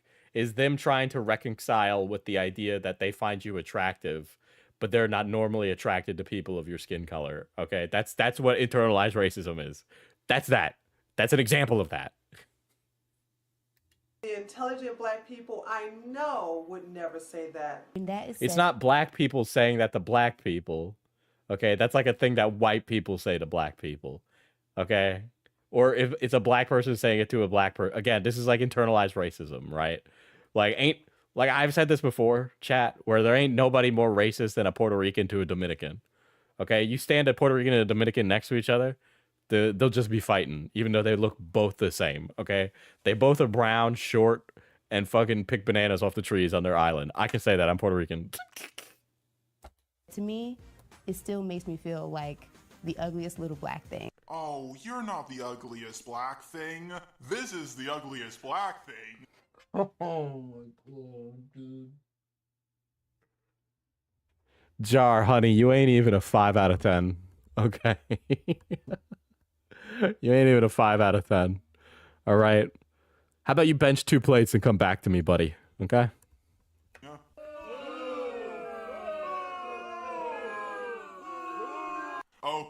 Okay. That was a little too far. But in all seriousness, try to take compliments that are given to you and don't view everything as an insult. No. The reason that some of those compliments are disparaging, right, is because when you're in other group, right, and you're outside that person's worldview of a group, they have to reconcile with your differentness, right? You're really smart for a woman. You're really smart for a Hispanic, right? Because they don't generally associate minority groups with those things because they have internalized preconceived notions of those things. Okay? It's things that we implicitly develop over time, and then as adults, we go, wow, that was really stupid. Maybe I shouldn't think that. That's it. Why do some black men only date white women? Because black women are difficult. We expect black men to meet these high expectations that their black mothers never taught them how to achieve. Some black women expect black men to come all correct, yet they don't even have their own shit together. So let them have their white women, honey. I don't think that's just a black women specific thing. I'm sorry. Anybody who's been on the dating market would know that's not just a racially specific thing. I'm sure the black women in chat can comment on why that's an insane statement. Earned it. If you're a well-adjusted person and you don't have like hang-ups, right? Your standards for a partner are not going to be outrageous. She talks like she's playing a part. Is it okay for black men to date white women, but not okay for a black woman to date outside her race? I think you're asking this question because your dad did not like you dating white boys. No. But that doesn't mean like what? That's not a question to be valid? Like that's a valid question. No wonder why you ended up working for BuzzFeed. Oh, you have daddy issues, so you went to work for BuzzFeed is an insane line of logic there, okay? Why do you protest Black Lives Matter? And then tear each other down in the next breath. Because I hate ignorance, hypocrisy, and uncivilized behavior. Black Lives Matter and certain people in the black community display these characteristics. He didn't answer the question because he didn't know how to answer it. That's why, because he's not smart. So on one hand, you have What even is the problem with BuzzFeed anyway? Okay, the reason that BuzzFeed is a bit of an issue, and I will say this, BuzzFeed definitely pioneered a lot of the early days of junk journalism. Think about it like this, chat. We have an infinite amount of space on the internet, and we need to fill it with an infinite amount of content. That's an impossible ask. And a lot of these websites would do that by creating junk content. You know, the 20 questions thing, articles that are deliberately designed to get you to click on them. A lot of the things that YouTubers ended up perfecting were pioneered in companies like BuzzFeed, who used that to generate income. And people eventually wised up to it as readers and said, we don't like that. So BuzzFeed found a lot of money to be made in junk journalism articles about like politics. And a lot of people did get annoyed with that. And that ultimately showed that even their user base left, right? Because BuzzFeed went under. It's basically the cause of seeing ridiculous opinion pieces on the internet. Yeah. Cosmic. Yeah, they have a great point. They were the 5-minute crafts of journalism is a really good way to put it. Individuals in the black community doing stupid shit. And on the other hand, you have the group Black Lives Matter also doing stupid shit. Regardless if you're a group or an individual, if you do stupid shit, I'm going to clown you. How do we say that we I think she might actually just have like closeted extreme opinions. I don't think she's genuine about that. I don't know. don't want to be seen as a BuzzFeed also did have a plagiarizing issue. They had a plagiarizing issue. There was also like workplace mismanagement things. BuzzFeed was going to crash down one day. The quote unquote culture war eventually is, you know, it helped end that. monolith, but then try to take people's black cards away for not liking something that's supposedly black. I actually agree with this statement. Black card, man card, woman card, gay card. People shouldn't be held in boxes. They should be who they want to be. Why are we so quick? that was weirdly progressive for Jar. I'm taking Jar's robot card. To support a non-black owned business, but then hesitate when it's a black owned business. Because they open on time. They are fully stocked. I don't. Wait a second. What are you fucking talking about, bro? I've never been to a black-owned business that ain't open on time. I've never been to a business that's not open on time. Dude, I'm in New York. Businesses just be open. They're always in there. Okay? I don't know what the fuck you're talking about. Bro, you're German. You should know. The business is clean. I don't have to worry about listening to either rap or gospel music every time I come in the store. What fucking business are you going into that's playing gospel music? Bro, I go into the fucking grocery store and they're playing Kendrick Lamar's Not Like Us. Businesses just be open. Cashier doesn't smell like weed. I don't have to worry about Raheem trying to sell me bootleg movies every time I leave the place. What are you talking about? What businesses are you walking into, bitch? A bodega? Cause fucking bodegas just be selling shit like that. Like, I don't... That's not racial thing. I don't know why the bodega always has fucking bootleg movies in it.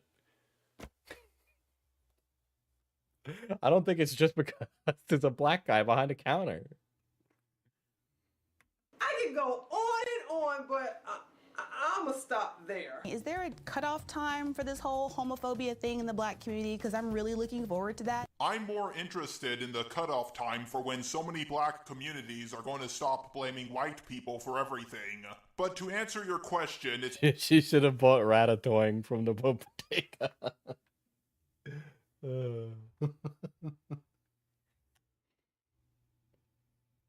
You know, I've been and lived in like hood ass places, and even like the hood stores, I've never had like a fucking problem with it.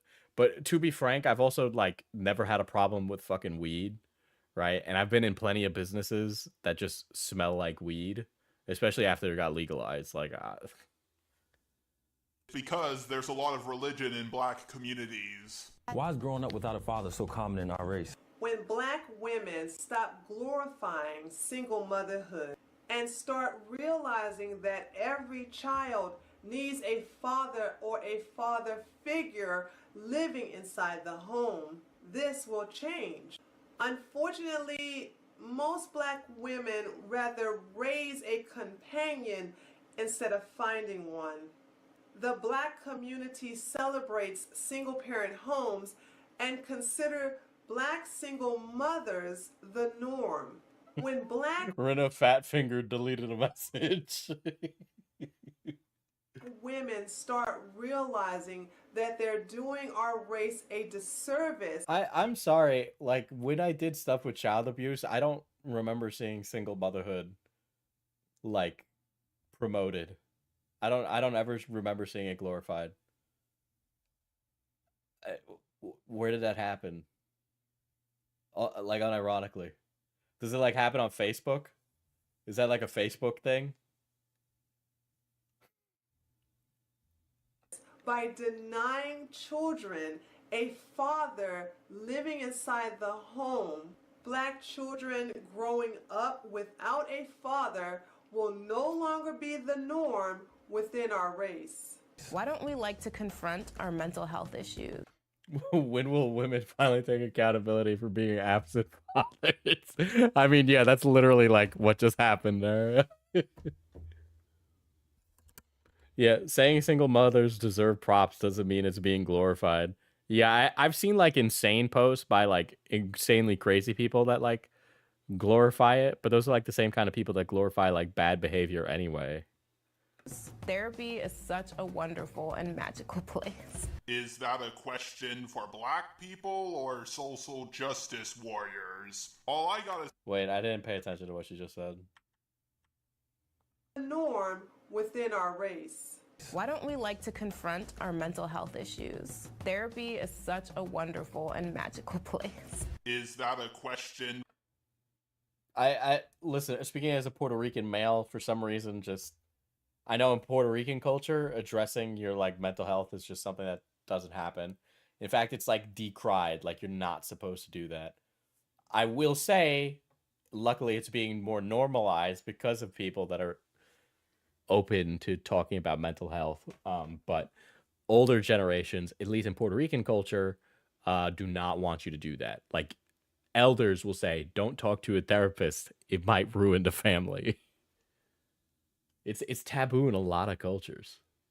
For black people or social justice warriors, all I gotta say is lead by example. I mean, lead by, yeah. So if the SJW is saying we need to normalize mental health, go to therapy, they probably go to therapy. What is this like? Like, it sounds like you're judging them, but I don't even know on the basis of what you're judging them. Why is there a checklist for being black? Never heard of that. I doubt that's true. Did BuzzFeed tell you to say that? Why is being educated considered a white thing? Why can't I love school and also be black? I'm gonna let Professor Dreadlock answer this question. Well, Dude, he called in his black roommate to answer this fucking question. You gotta be fucking kidding me, bro. Oh my god, he literally called in the black roommate. that's because the type of music that's marketed towards black youth, such as rap, hip-hop, R&B, it's often laced with lyrics that romanticize poverty and various aspects of what is commonly thought of as hood culture. This means that black youth that see past the romanticized marketing get shunned by their peers. This is more so the fault of the music industry, not the black community itself. Why do I have to be mixed in order to have long hair? Who said that all mixed people have long hair? That's a myth, girl. I know a lot of mixed people, and their hair is that long. You think well-off black people don't know what it means to be black? Some black people do feel that way because they haven't felt the struggle, and they only got... This is really funny coming out of the white guy's mouth, bro. Dude, and again, I can only speak for my culture here, right? But it's very frustrating when like your like Hispanic cred is judged against like certain experiences you've had, and then you like become white on the basis of like either having or not having certain things.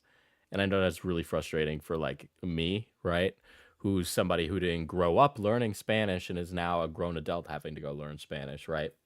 And so I've had cousins say to me that I can't call myself Puerto Rican because I don't know Spanish. And it's very frustrating. Or I talk about it all the time where people make a decision on my race for me. And I have to explain that the way Hispanic culture works is a little different, right? We identify with nationalities. So like the concept of being black and white is really different here, like for a Puerto Rican, because Puerto Rico is a state, and we differentiate people on your nationality. So Puerto Rican isn't considered a race, but to me it would be, even though it's more of a nationality, right? But it's like a difference in culture. But all this to say is that for me, it gets judged on the basis of what different things I can do. Like I'm not a great dancer. And so I've had that held against me by other family members for not being Hispanic enough.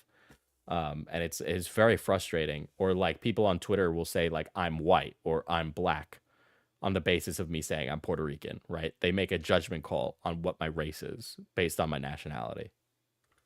Their wealth because they Uncle Toms. Black isn't only defined by adversity. That wasn't a question. You made a statement. By adversity. Only got their wealth because they Uncle Toms. Black isn't only defined by adversity. That wasn't a question. You made a statement. Oh, why do these beta... Yeah, but that's okay, like the problem is that, and again, I'm speaking for my minority group specifically here, right, is that we tend to gauge our acceptance as an individual on the basis of adversities we face rather than the multitude of experiences that we've actually had. And that's like a frustrating thing that we seem to carry with us as Puerto Ricans. And I would assume for a lot of minority groups, it's the same thing. Males on BuzzFeed find it so hard to follow directions. Some black Who people. is this random lady? Tree of Logic. She's a dominatrix, right-wing grifter. Did you do your Duolingo, though? I need to do it. I'll do it soon. Say, oh, I have Native American in my family in order to feel interesting or more valuable than other black people around them. This is definitely not just a black thing. Literally, every single race has people who say, I'm mixed with something to sound special. I can't even tell you the amount of white people who have told me, I'm 7.6% Asian, or something like that. Why can't we just acknowledge that there are a bunch of different types of black people walking around and they're all amazing and unique and special in their own way? I do acknowledge this. Hence why I don't use the term African American. You see, I know here in America, we have black people from Jamaica, Trinidad, Brazil, Haiti, Cuba, and to call them African American is an insult. It's like disregarding the country that they were born in. You should call them, and then followed by her saying a slur. So I recognize their uniqueness. Do you? We within the black community are so quick to kind of tear each other down and to look towards other races in terms of their success and in terms of what they have. Wait a second. This guy is calling them out for what they're saying in the video. This guy is literally speaking what they're doing right now. He's literally doing he's saying the thing that they're doing. This guy is explaining what Jar and Tree of Logic are doing. But never want to kind of look into the mirror ourselves. I love how in all their white question videos, all the questions are pretty much negative. But in this video, they're like, black people, look at yourselves. You're so special. You do know what Black History Month is, right? Several black people celebrate it. Several black people know about the inventions that other black people have made. And if there are black people who hate their own race, well then educate them. I love black folks. Yeah, well, here's the thing, Jar. You gotta understand that you don't want to be a condescending prick to people, okay? You like explaining things to people requires like a level of like social understanding of which you lack the understanding of social cues. Folks, but that doesn't mean I don't have questions. And I too love black people. And these questions reminded me why I don't hang around y'all so much. These questions reminded me why I like to pretend that I'm a neo-Nazi online. Dude, I swear to God, it's always like general white race savior. You are much blacker than I remember. Like literally. Guys, Tree of Logic is like that far. Like she is far right. Okay, she is a far right lady. Yeah, it's her choice. People don't hang out with her. Are we always looking for the discount? Shoot, I ain't gonna lie, I'd be looking for the discount too, though. I mean, I'm saying this, but I'm one of them. Oh my god. Magneto, get in here, please. Why do you ask questions to which you already know the answers? Now, before I end this video off... I've been slandered by Tommy C. He said I'm autistic. I mean, is he wrong, Chris? I just want to say one more thing. This is the first video BuzzFeed Chris and RQ are literally a streamer. has ever made where they made fun of a different race than white people. And I'm not even joking here. They apologized for this video on Twitter. It doesn't matter what kind of... BuzzFeed was going to get shit for that video regardless of how well-meaning they were, okay? You have got to be shitting me. I so am so done with like the culture war stuff. Like the culture war's gotten so crazy, chat. The fact that it's still going on is bananas, right? Like just it's fucking... Hold on. I meant to mention this earlier, but I came across this insane Twitter account. All right. So the culture war has gotten so bad that people have turned back to Zeus, right? So this is a aristocratic Hellenism account, right? So this guy believes that the world would be better if a European ethno-state formed and we all worshipped Zeus and performed a Greek ritual, right? And this is the first tweet I saw from them. All right. Blacks should support slavery. Christians and Jews are who tore us apart. We used to protect you, feed you, and give you honest work. but they forced us to abandon you out in the cold and treat you not as friends, but as enemies. Come home, slaves. We have work to do. Now, remember, this isn't a white nationalist. This is a Hellenistic nationalist.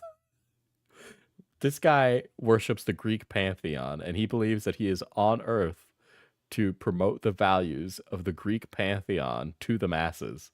And this somehow has something to do with the triangle trade slavery.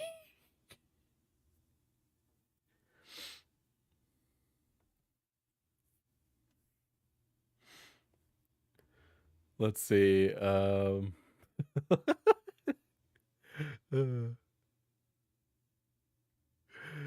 Girls should be educated by their mothers, not the state. Educating girls at home is how family traditions are passed down by hands-on training in household management, particularly weaving and commanding slaves. Public schools for boys, homeschool is for girls.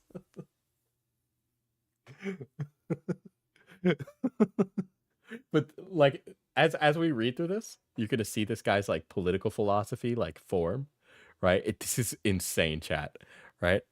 Domestic abuse is unacceptable. When a man abuses his wife, he's attacking her family's honor. Settling domestic disputes privately is generally preferable, but if the courts must step in, the state has a duty to protect women from abuse. Okay, there we go. Not an insane statement, it's fucking domestic abuse bad. I know, hot take. Let me scroll down a little bit. There's some insane ones here. This one's really funny. Birth control should be legal, but only prostitutes should take it.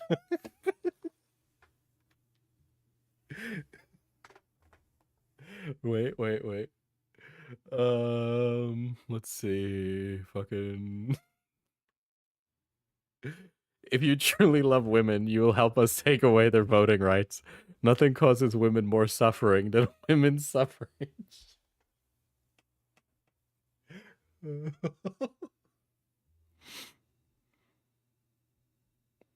Let's see. There's some really fucking funny ones. I gotta scroll through it. Oh my god. White women must convert to Hellenism or one of the other European pagan religions. For only in doing so will she restore her beauty and virtue. Honestly, though, I think we should all convert to a pagan religion. I think that would be really fun and super, super demure. I think if we all start worshiping the gnomes that live in our backyard, things would be a lot more fun.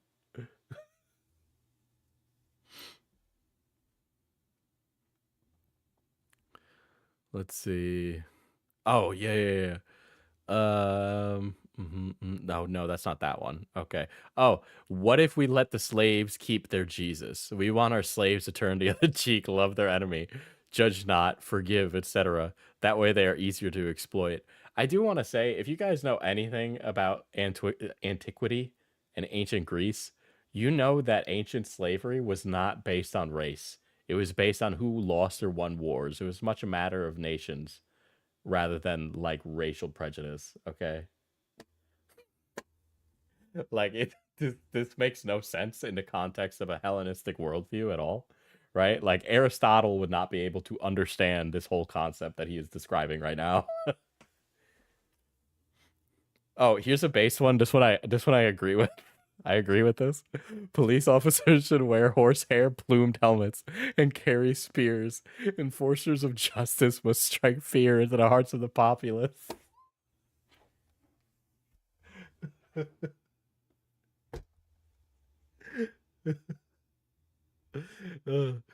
Dude, I was reading these over. It was like Hal and I are like humongous Greek history fans, right? And I was like, yeah, we all think police brutality is bad with guns. Just wait until you see a guy disemboweled by a centurion with a spear, bro.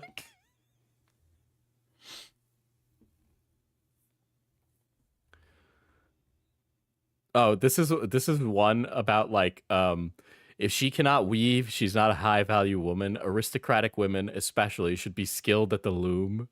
Textiles are culture. Only the people can produce culture. Weaving is among the highest of feminine art forms and the deepest expression of will to live. Oh my god. There was one where it was like men should work out naked in the gymnasium and butter themselves up in olive oil. Okay? Like, oh, here it is. Men must rub themselves down with olive oil before competing in nude athletics. He also believes that we should go back to a nude Olympics. Moreover, the oil should come from a sacred vessel covered in religious imagery. We Hellenists need not a Christ. We anoint ourselves. People should read more. The guys who read.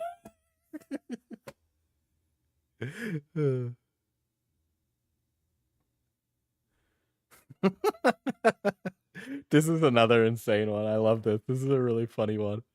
Even after we conquer the Earth, we must continue to train for combat. The Star Wars have already begun. The time has come for mankind to stake our claim in the galaxy. Dude, you can literally hear the Super Earth National Anthem playing. Like,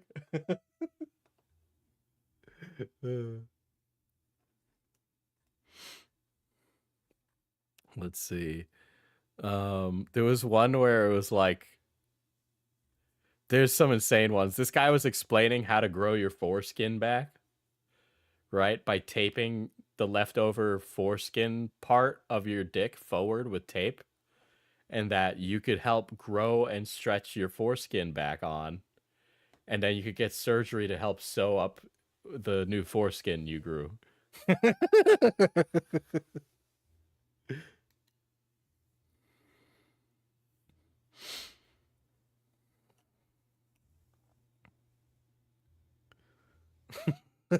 Diesel, try it. Dude, this is another one I agree. When Hellenists take over, we'll outlaw buildings like this, and it's just the Verizon headquarters building. Right? Like, dude, Thuman is in the chat to learn about Jar, and I'm just like, look at this crazy guy I found on Twitter today.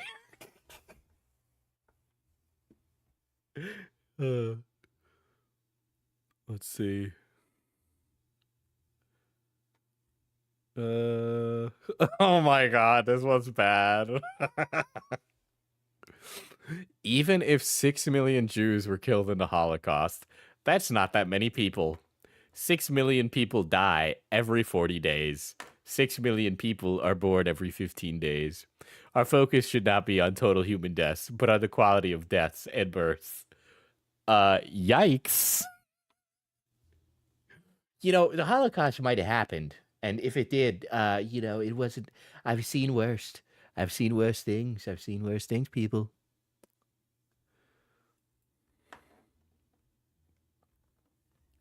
These like AI generated like Parthenons and shit are just insane. Okay. Are we sure he's American? Dude, I have no fucking clue. This guy is up. That was a penis. Gonna move right past that. You didn't see that chat. Nobody saw that. Where was it?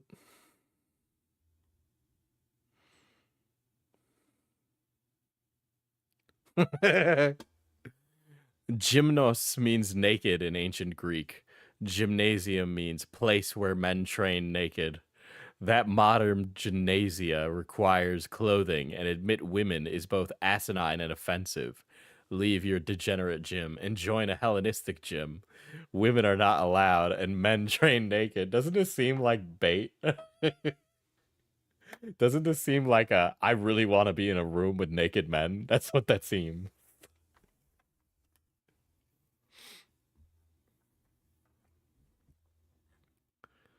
There was one where it was like just very clearly, dude, this like weird Greek porn. Oh my god, yeah. The best form of slavery reparations is re-enslavement. We are deeply sorry for emancipating you. Please accept our sincerest apologies and our solemn oath to never emancipate you again. Oh. Oh.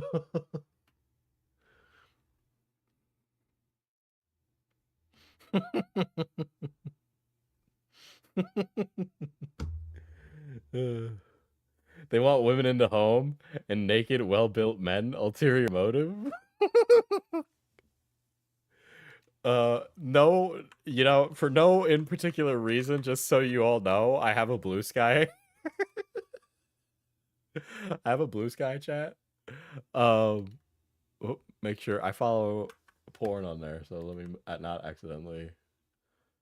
But you should totally follow me on Blue Sky.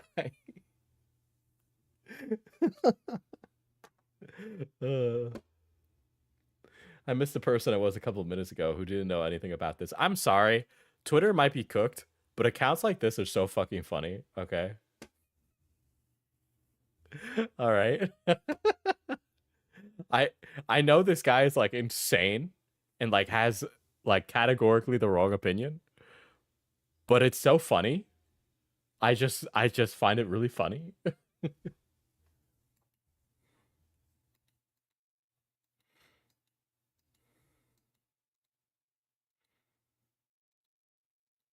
Okay. I'll be right back. I'm gonna take a piss.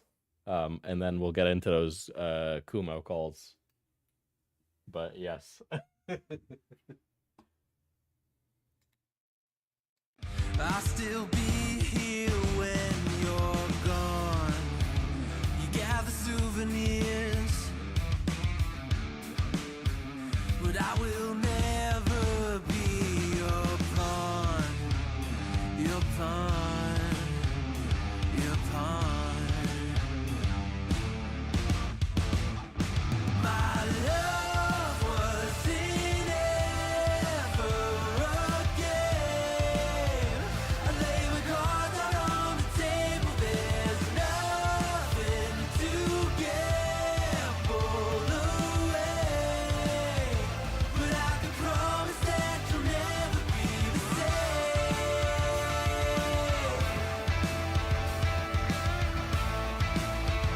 But I can promise that you'll never be the same.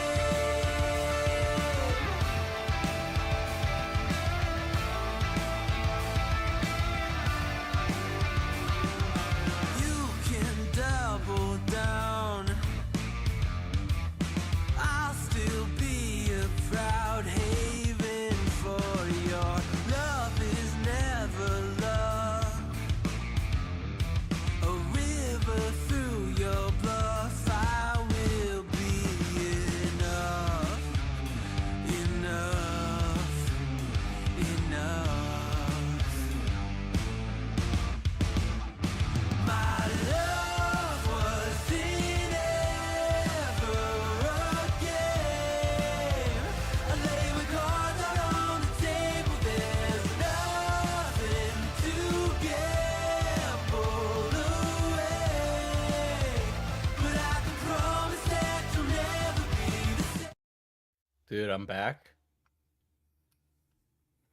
And I'm just God, the world is so fucking weird, dude.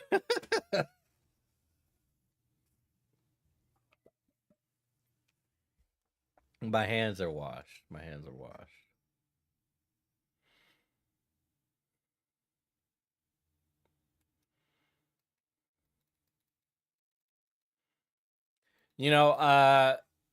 Yeah, so let me spit some shit, bro.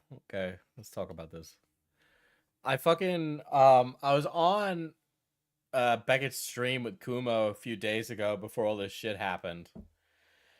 And I had said prior to Beckett, I'm like, I don't like Kumo.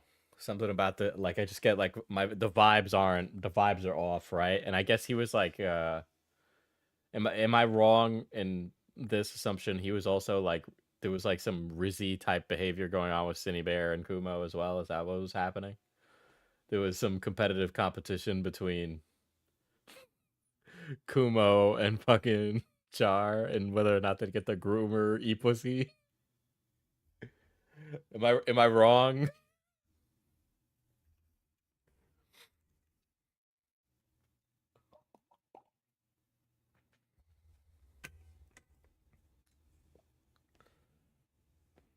There was like a support group, right? Like Have you watched Jar's apology video he made for all the racism accusations? It's crazy as hell. He said he can't be racist because he has a black roommate.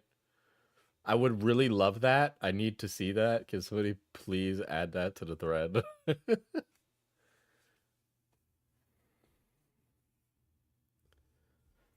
100% correct. We're calling it the cum jar situation. Yeah, I think I'll call it that too. I think I'll call it that too. So is it this call from Goblin that it kind of happens in? You might have deleted it though. He's been deleting a lot of shit. I'll talk to my people. I'll talk to my people. We'll see. I think I can get it. Yeah, it's that call. It was an hour-long call, bro. Hold on. Back from the ballet. What did I miss? Hey guys, back It's a from the loaded ballet. question. What Loaded did I question. miss?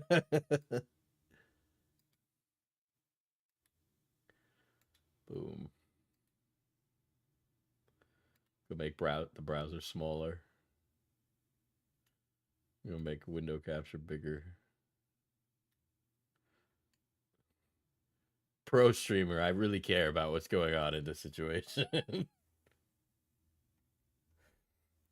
Oh, and have you seen that one guy's video who warned everyone about covering Jar because he's been getting harassed by him and his fans for 8 years? Bruh. Dude, if Jar wants to send his fucking little insane fans after me, I don't give a shit. I've been doing this game. I've literally been in the YouTube game longer than Jar. I could... I warned Beckett from talking about Jar because he'll never let the beef go. Dude, I fucking hope Jar stays up at night because of people like Beckett and I. I hope so. I hope his little train loving ass has a fucking problem with it, okay? Is this game good? Balatro is very good, yes. Hold on, my Elgato is like on the... Oops.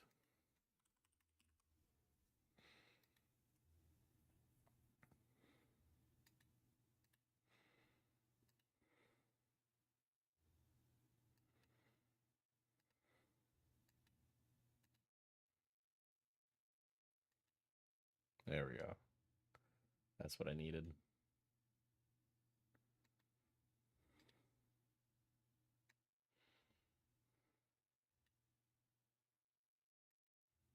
I kind of gave up on the apartment search today because the 2 places I went to, I couldn't even find the fucking leasing office because there were no signs or anything. You couldn't check on like Google Maps or whatever? I did. Okay, where's Kumo joined us? Alright, right here. I listened to the call Jar had with Lio recently, and unironically, he says that he sometimes stays up at night and feels fury because of some random YouTube drama. What a fucking loser. Holy shit. That is so fucking sad. Get a job, Jar. Wait, Jar has a job. Get a better job that requires more energy. Bro, what is Jar doing? Is he motherfucking the greeter at Walmart if he has this much free time?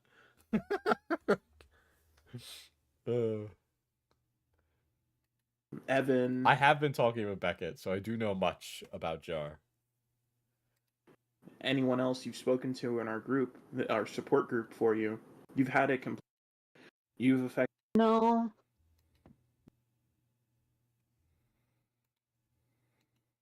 Oh, hi.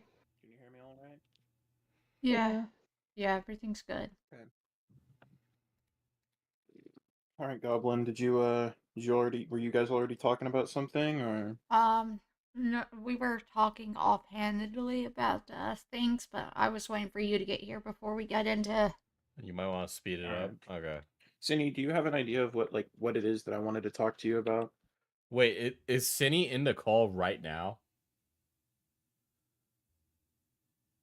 What? So that SpongeBob PFP is Cinny? Is this your first time listening to this call? Yes. Yes. He's got the 1 HP voice. No, No clue. I mean, I can't think of anything that like wasn't already brought up. Well, you talked it in the Copen. You said you watched the Copen C stream and that upset you. I mean, that's what upset me, but I don't know what like Kumo was upset about. Oh, so you didn't finish the Cope and See the stream? No, I couldn't. Okay, Sandy. I'll just be blunt with you. I have a problem with how you've effectively lied and have been performative for like the last, I don't know, almost month. I can't play this card yet. What do you Fuck. mean? Well, since the moment you got in contact with Jar, you have had a completely Okay, different I'm attitude gonna with have to, me, like, grab a shit Barry, joker. Goblin, Evan, anyone else you've spoken to in our group, our support group for you. You've had a completely different attitude. From Why what you does said this in that guy interview. have a fucking support group In that for her? Why she doesn't need a support group? Why does it make any sense? Yeah, a support group of ACC glump shittos for a groomer. You were not the anxious, paranoid, remorseful Cine Bear. You were the Cine Bear who's like confident and making steps towards repairing her career rather than bettering herself and making sure she doesn't make the same mistakes again. That's who you were in that interview, and that's not who we've been talking to. And when you make comments like you didn't realize this was an issue until now, I can't it buy only that further Joker. confirms to us, and you even trying to double down also confirmed to us that you didn't believe a single word you were saying to us. You were just giving us lip service.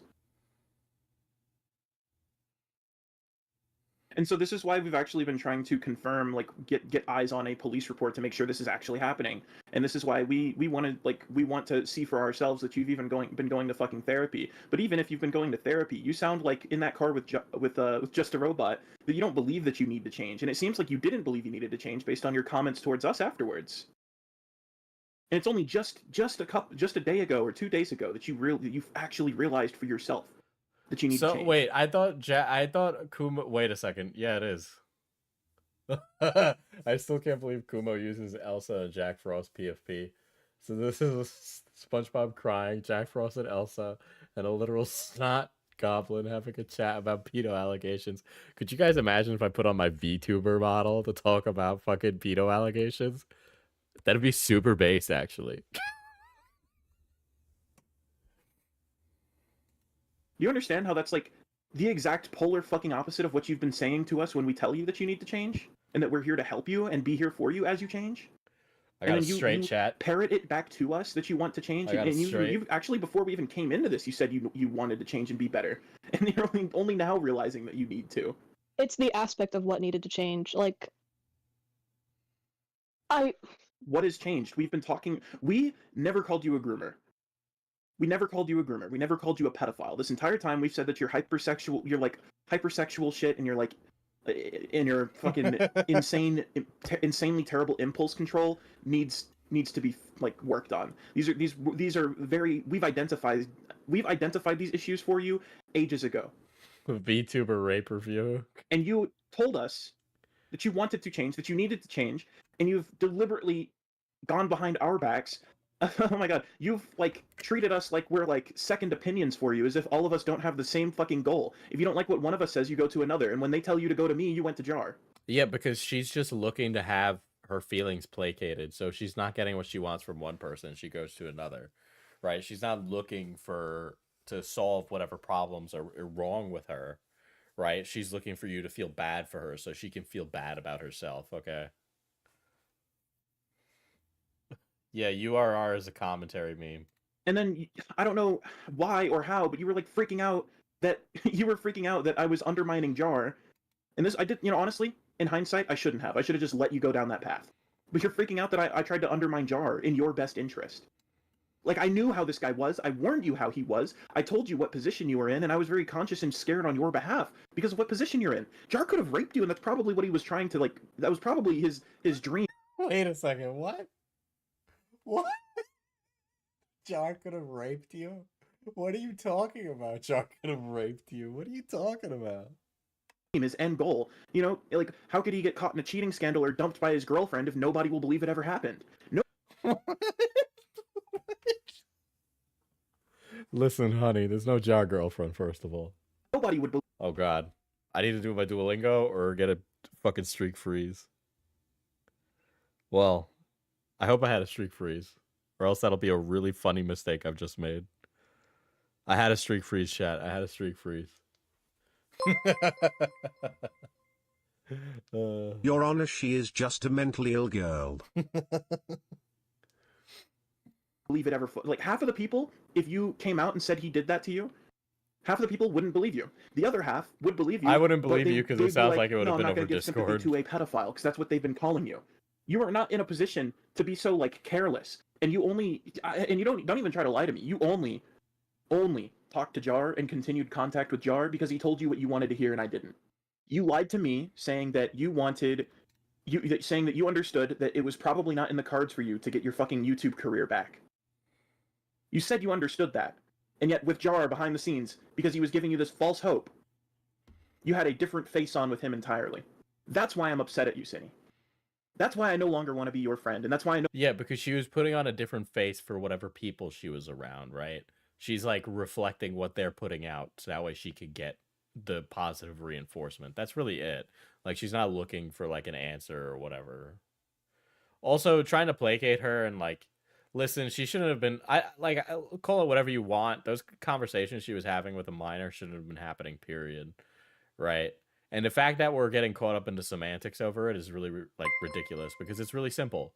It shouldn't have happened. She shouldn't have done Scar it. and She was Twilmat, derided for may it. they be together She should move 07. on from it, and people should cut her off. That's really it. Like, why are we making it so complicated? It's really not that complicated. No longer want to help you because you won't fucking help yourself. So like, excuse me for caring and excuse me for biting the bullet, but I'm being told by everyone I know that you were just using me, and I feel inclined to believe it considering you've lied so much. Cindy, I don't even think Misa Jar Jar Binks. Misa going to explain the race science. Misa Jar Jar Binks. Despite making up 10% of the population, Gungans account for 50% of the crimes in the Outer Rim. Why is Jar Jar Binks being racist to his own race? Misa Jar Jar Binks. Misa explain. What's the? Misa Jar Jar Binks. Misa explained the swamps of Dagobah. What's like a? Oh yeah. Misa Jar Jar Binks. Misa explain why Wookiee commit 50% of the crime despite making up 10% of Inner Rim Republic space.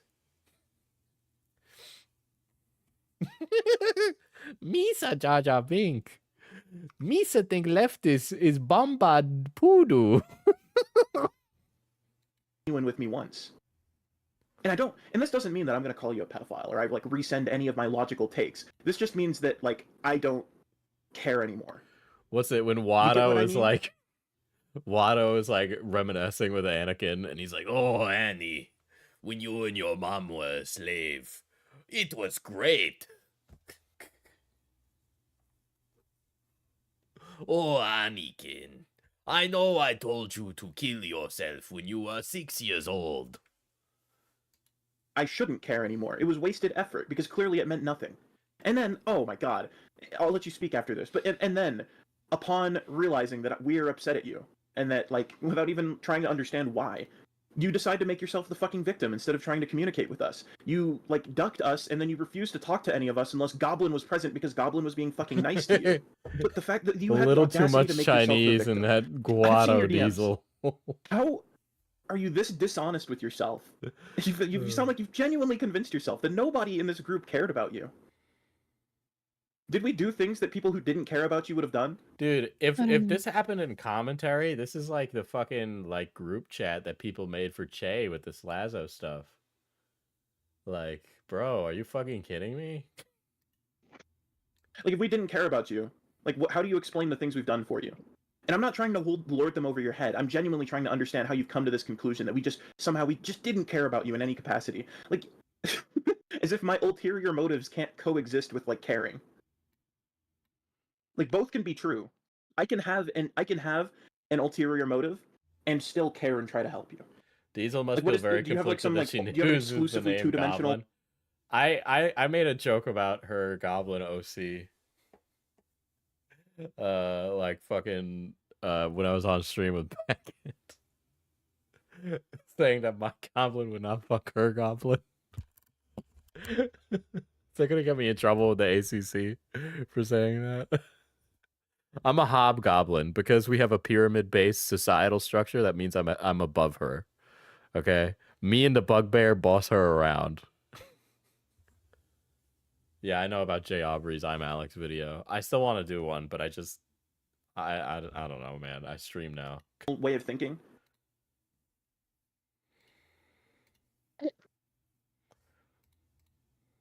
I don't know if the way I'm thinking is super rational.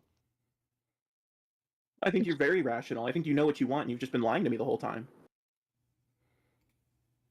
I think, actually, Barry put it best. I think you were using us for comfort.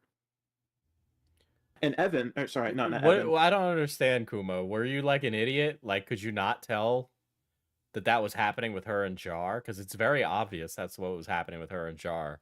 Like, did you not think that this was going to happen? Because it seemed very obvious that you were getting... Like, okay, there's like a thing with like people who cover stories. You got to not get too close to a source. And like, you were getting too close. Like, I don't know what the fuck he was thinking. Beckett suggested that you were using me. I kind of believe him with how badly you wanted me to do that stream and then how you reacted poorly after I did it. But Evan yeah, suggested it's considered to me a that you only wanted conflict me of to take the fucking interest. brunt of Yeah, it when you were under the if most you're fire. too close to a source, you gotta bow out from the story. Like, there's a reason I didn't cover Quite's allegations, because I'm homies with Quite. And I could believe that. Because the fact that you actively ignored my very rational and helpful advice and went to fucking Just a Rapist. Just a Rapist? Why are we focusing on Jar being a struggle snuggler, bro? Like, there's no evidence of that whatsoever. I mean, he's an insane gooner who keeps, like, sending sexual messages to women, but I've never seen him have a non-con thing or anything like that. There's more than enough information out there to call out fucking Jar. Alright? Because Kumo is jealous? Is that what's happening? Dude, this guy's a fucking moron. What the fuck? This guy who you clearly knew was hitting on you because you...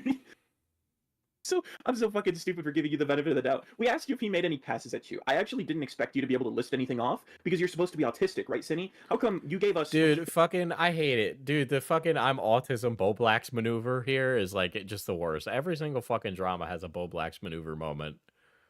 Anecdotes that perfectly suit. Like, make it perfectly clear that you were aware he was making passes at you. And now you're acting uncertain that that was the case. I didn't think it was at the time. At the time, I thought it was just being, like, weird. I didn't think it was, like, an actual pass. Like, I was assuming that he was, like... You're smarter than you're letting on. Kumo, you let yourself get played so hard. I don't understand what you were thinking, brother. Like, bro. Flashback to Tyler's autism parachute comment. Listen, if Jar's girlfriend is real, okay, I'll fucking...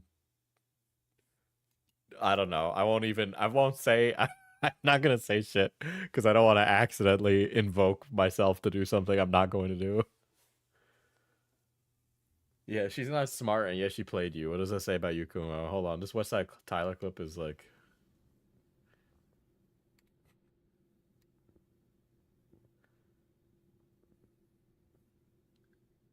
I really hope this robot stops sexually harassing this pedophile.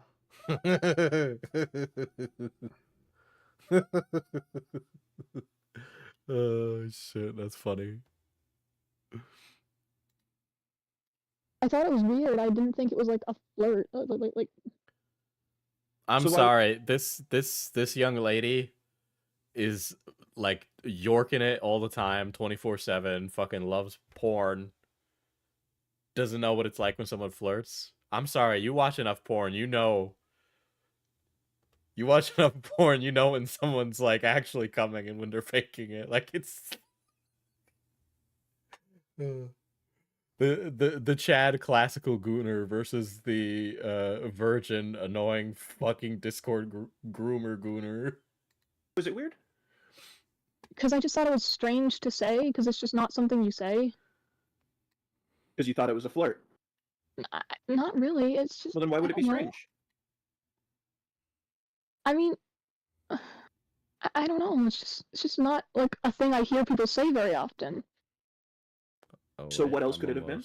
I'll play a flush. Just him being autistic? I don't fucking Straight know. flush? Oh, royal flush. Okay, okay. I just kind of wrote it off until I... You wrote it off even though I warned you specifically about this type of behavior? She only understands flirting when it's Sans, Undertale, or Minors. I don't buy it, Cinny. I don't. Did you actually stay on the phone with him while he went to sleep? I thought I was being a friend. I thought he was trying to be a friend to me. I'm Did you guys sorry. together at What are all? you fucking? Are you fucking kidding me, bro? This girl is lying straight through her teeth right now. That is a fucking lie. Dude, there's not one Zoomer on the planet who doesn't understand what it means when you're laying down with somebody in bed and hopping on a VC. No, what the fuck? He didn't make it like in your phone calls with him. You guys didn't do anything freaky. No, he mostly just talked about fucking like Star Wars and shit. He mostly sucked about stuff. Okay, I'll buy it. I'll buy it. Because I mean, it wouldn't really reflect negatively on you if he did. And I mostly just talked about my cat, like... Okay. Ooh, this is So I'm I don't know. guessing Should I the buy passes this that card, you were- chat? the extent of it because Ouija, you you cut it convert short all the because you didn't cards in really your have much time hand with to it, a right? single rank. I guess. I'm gonna do it. I'm gonna be a little freaky. I don't remember how a lot of it... Did he say anything to you before he blocked you? He just said, we are done. Okay. He broke up with you? Okay. Yeah. Dude, this was Jar's girlfriend. I don't know what this game is. It's Balatro. Balatro is very good if you're looking for a roguelike.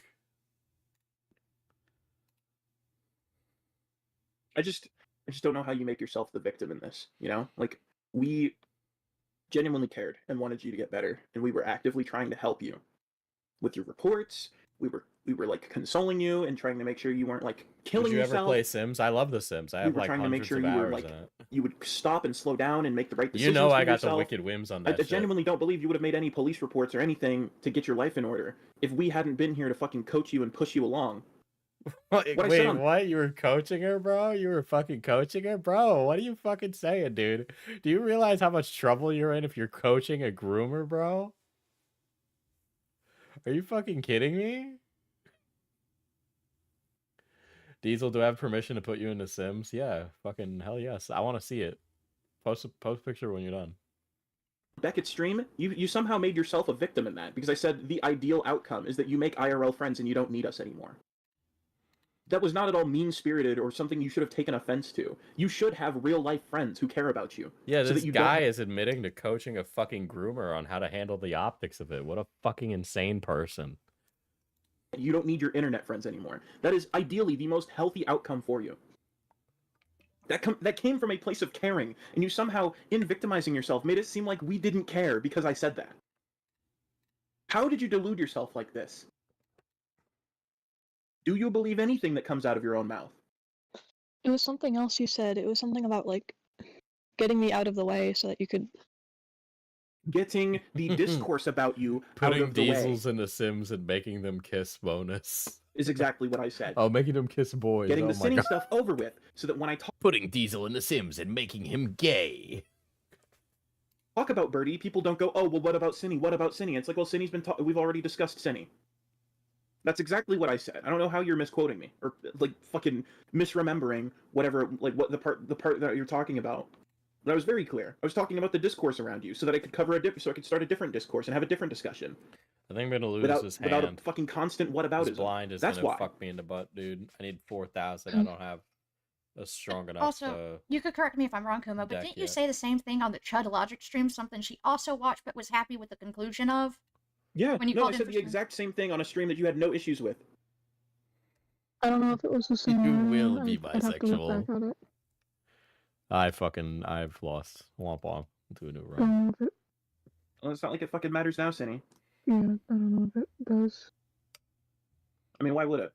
Right? Anything else you want to talk about or anything you want to say, Cindy? Actually, yes, know. Cindy, you do have something you want to talk about. Well, at least I want you to talk about. I want you to reiterate what you've been saying to Goblin and make that make sense with where we're at now, please, if you wouldn't mind. If you would be so kind. It's just after all this, I don't know who to trust. Oh, you don't know who to trust now? Bro, are you fucking kidding me? This girl just wants people to agree with her. Like, she's just like she's either like stupid and like maliciously floundering through this by accident, or she's like deliberately malicious and is just looking to poison the well. I mean, I barely care about the grooming stuff because it's all like a said and done issue, right? But the thing I do care about is like these fucking idiots like bungling this story like a bunch of fucking morons. Like, what, you coached her, dude? Like, what are you, fucking stupid? And I don't know. Do you even trust yourself? No, honestly. Oh, that's a damn shame. What the fuck is wrong? Do you even trust yourself? That's like an insane like thing to say, but then yeah, she is being manipulative. With you. A lot is wrong with me. Kumo. Kumo. Dude, I hate this, dude. I wish I could be in the room when these things happen, you know what I mean? Because it's just like all these people are idiots, and it would just be so like just take it away from them. Like it's just it's like when somebody has a ball and they really shouldn't. Like you just want to take it out of their hands. But a lot more is wrong with You you. have another question? Okay, Goblin, thank you. You have another question for me? You want to know what specifically is wrong with me? Is it gonna help you? Is it gonna make you feel any better? Oh, just why the fuck? Why the fuck? I don't have any more empathy for you. Quite frankly, I don't appreciate being lied to, let alone to this extent.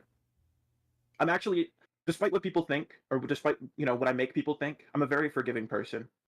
I'm a very Yeah, no shit. compassionate You're a and very empathetic- compassionate, empathetic person. So much so you were taken advantage of. Like I don't even think Kumo is like deliberately malicious. I think he's like young and like in way over his head. He's definitely one of those guys who shouldn't be covering this shit. person. And just like everyone else, I have a tolerance. And you've surpassed that tolerance. Let me get rid of that And joke for later. It's astonishing to me, Cindy, that you ran my patience thin without me even knowing. Yeah, I don't he's know like how I had trying to to be go tough. nearly. He's like trying to have like a different vibe. Like he's clearly not the like big tough guy, right? Like this just is not his space. Like he shouldn't be here. Like he definitely just shouldn't be here. Almost a month Ugh, before I have a found out that you muscatel did and get this. over it. All this talk about, yes, Cindy, I'm not going to ditch you. I'm here as long I'm here as long as you're like trying to better yourself. This, that, and the third. I'm going to be here. You did this without me knowing, and then I find out, and I'm like, oh wow, That's wow. not bad. And for the last 2 days, I've been very conflicted about this confrontation. And you know what made this so much easier, Cindy? I'll play the two pair. You can ask what? It cut Ask out. what? But Ask what, Cindy? Okay, sorry. Do you know what makes this easier, Cindy? Because the last 2 days I've been like really conflicted about it. But you know how you made it easier? oh, You ducked and dodged us, and then you played the fucking victim about it. I don't feel any guilt now. There was like a little doubt in my mind that maybe I could be charitable to you again. And you just fucking squandered that too. Yeah, he's trying to have a main character moment. Ooh, it's a free credit card. So what do you have to say to me? Sell that. I can't really think straight at the moment. I Of don't course, think. dude, the I can't think straight at the moment response is like one of the worst, dude. Because I've been in like serious calls with absolutely deplorable people, and I cannot stand that because it's such a cop out, right? My favorite one, especially when you're doing like the groomer pedo investigation things like that. I know Nicholas Diorio played it on his stream recently, but the whole Chet Goldstein, he was like talking to a predator, and he got the guy talking, and his answer to why he groomed a minor was that he was lonely. He was lonely and he just wanted companionship. Like, why? I've heard that so many times from so many different predators. Yandere Dev said the same thing.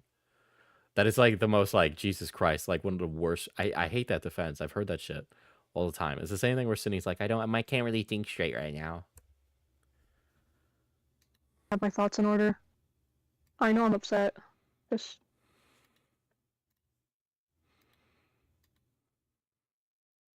Okay. Do you think in the meantime Goblin could say her piece while you figure out how you want to say it? yeah. All right. Go on, Goblin. I You have want. the floor. I want And to. another thing, if she knows she's like in a bad situation, why is she staying in this call? Like her staying in this call is making it worse. Just leave. Right? So it's like, why is it always these people stick around? You're not like held against your will in a Discord call. Bring up something because Simpleton brought it to me and Barry's attention, and we brought it up to Kumo sort of about Eno, and it's one of the things like you didn't really tell us that this part you had Eno read out the fucking rape comic in VC.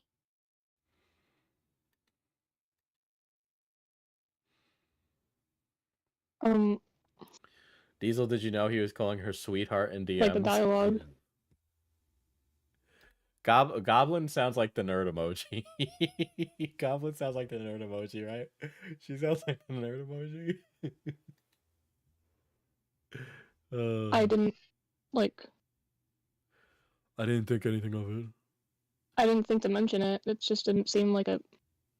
All the questions we were asking you about you needing to be 100% honest about what was like damning and shit. I mean, I didn't even think about it. It didn't even come across my mind. And, I was thinking about asking you that when it was coming out because it was being brought up with the Pee-wee stuff and that one person who was like schizophrenic. Dude, Pee-wee, Kumo, Himpleton, bro. This is like the Glupshido Olympics, bro. That you knew when you were a minor yourself, too, that this was a thing you do. You'd ask anyone you share that comic with to read it. I was going to go on and ask you if you'd done that to Eno, but I didn't get a chance to because I was busy, and then you were also starting to judge us. But then I had Himpleton come up and ask me, hey, did you know about this? At least with Eno.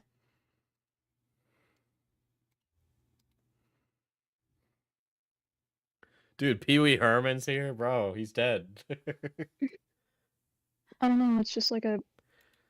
Oh, shit. I'm like getting into fucking credit card debt in Hey, this game Kumo, right does now. knowing that fact change anything for you?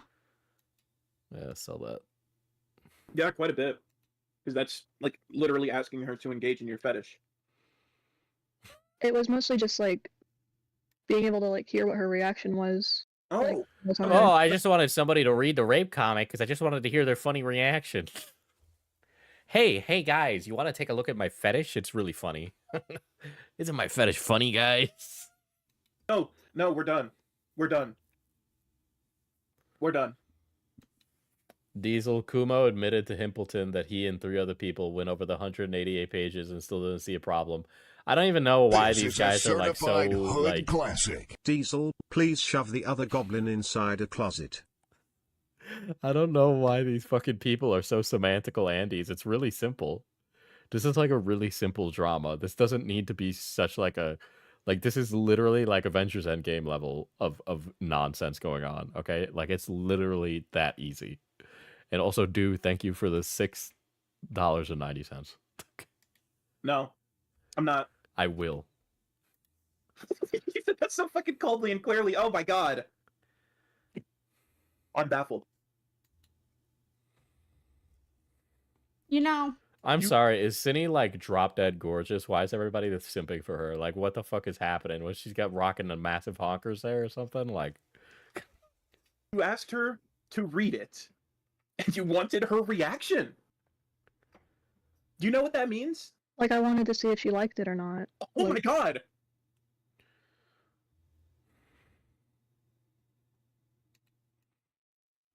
And I really bothered to dispute what your intentions might have been. I just like getting feedback. I just wanted feedback. I didn't think... Feedback during sex? Not sex, no. Well, you wanted feedback in effectively what is a sex act. I didn't think it was like that. Having her read out a rape comic. She's not conventionally attractive at all. That's a really nice way to call somebody ugly. Out loud. And this is what I was talking about on like Twitter and shit, that recently I've realized that everyone else was right for the wrong reasons. I am actually glad that you spoke to Jar, and I'm actually glad in hindsight, and I'm glad he made that terrible video, and I'm glad I uploaded it before he could, and I'm glad that you didn't talk to me for the following 20 or 34 hours, because in that time I was able to digest your involvement in that call and really figure out what the fuck it was that you were saying and what, like, how you were acting. Dude, I got a Because 10 at first I multi had on this tunnel right vision, now. just fixated on Jar, and then it took me the rest of the day to hear you over and over and over, and then it really clicked with me. What the fuck is wrong with you? It clicked with me that what you were saying was not adjacent to what in that call was not adjacent to what how you've been with us. Complete fucking 180. I knew something was off. And I actually came and told you that that reflected very poorly on you. I just didn't realize. I just didn't realize that it wasn't with the public it was going to reflect poorly with. It was with us. Is how that was going to reflect poorly. Because no matter what you do, it's going to reflect poorly with the public. But the parts that were problematic were specifically things that I would care about, and I didn't catch that.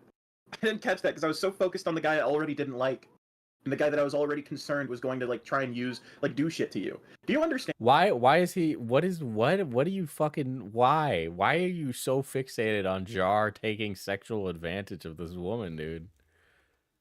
Like, you're not even fucking like in a relationship with her. Like, I don't understand. Like, were the messages weird? Yeah. Is his like weird sex conversations and strange? Yeah. Like, he's not saying, "Man, I want to catch you alone in the alley and take advantage of you." Like, that's not happening. And Cindy, that you are in like the perfect position for him to take advantage of you. Well, why would you say no to him? I didn't realize that. Why would you say no to him though? Like, he was your savior. He gave you false hope.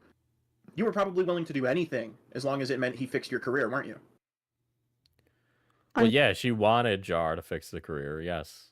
But I guess I didn't realize how bad it was yet. Like, do you know, like, do you understand the gravity of that? Like, if you had met up with him, for example, which is probably something he would have pushed for if we let this continue. Why this is like such an outrageous, like, this is so off the beaten path. Like, oh, think about her safety. What if she was taken advantage of by Jar? Yeah, yeah, okay. I've recognized that. I acknowledge it. But that really shouldn't be what the crux of this call is. It shouldn't even be more than a passing mention once. The issue is that she was leading Jar on with the intent of getting what she wanted out of him. Okay? She was placating him and having social conversation with him for her own self-benefit. If you would have met up with him, do you understand, like, who this guy is? Well, I do now. You're saying that like he's a fucking Jeffrey Epstein P. Diddler over here, okay? What would have happened? Especially if we didn't know about it. Why do you need to know what she does? That's not, like, is she grooming someone? Yes or no? If yes, then, like, fucking that's what you need to know about. But, like, what? She wanted Kumo to help her career too, but he didn't catch on. Listen, man, if I've talked about anything enough, it should be that being a YouTuber is not all it's cracked up to be. Okay, you don't fucking want that as a career, dude. Probably really gross things. Oh, is that like a cutout? What? I didn't know about that. Like, I didn't hear about it. You were warned about him. Not like that. You didn't tell me any of that. Did I need to? He was like a fucking weirdo.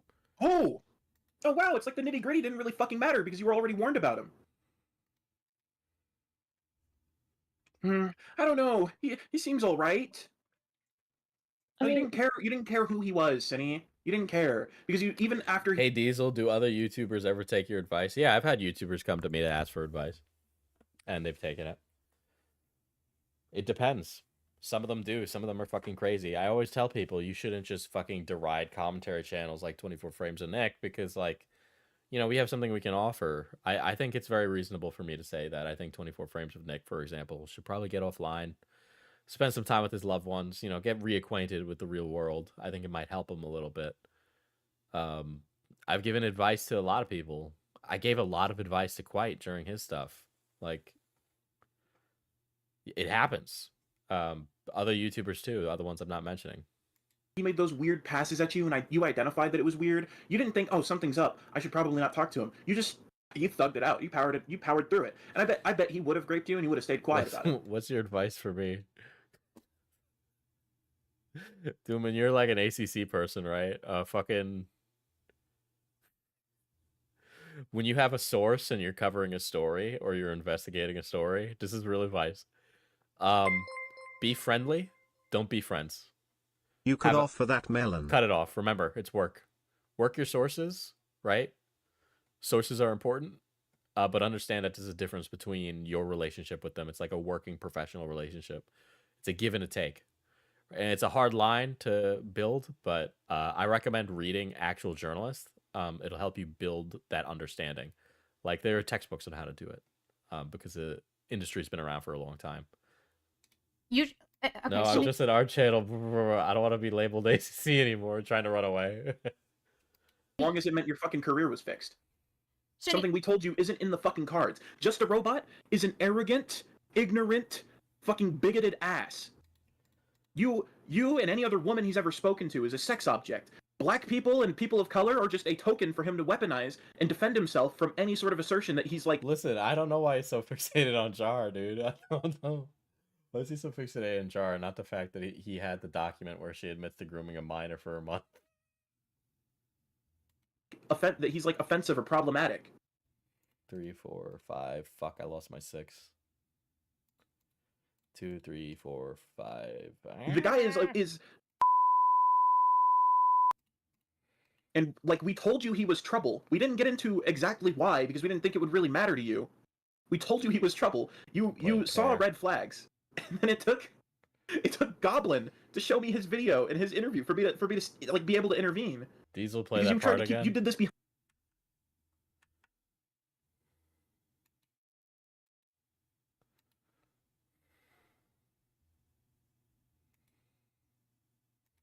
The guy is and like, we told you he was trouble. We didn't get into... What was muted out there? What was there?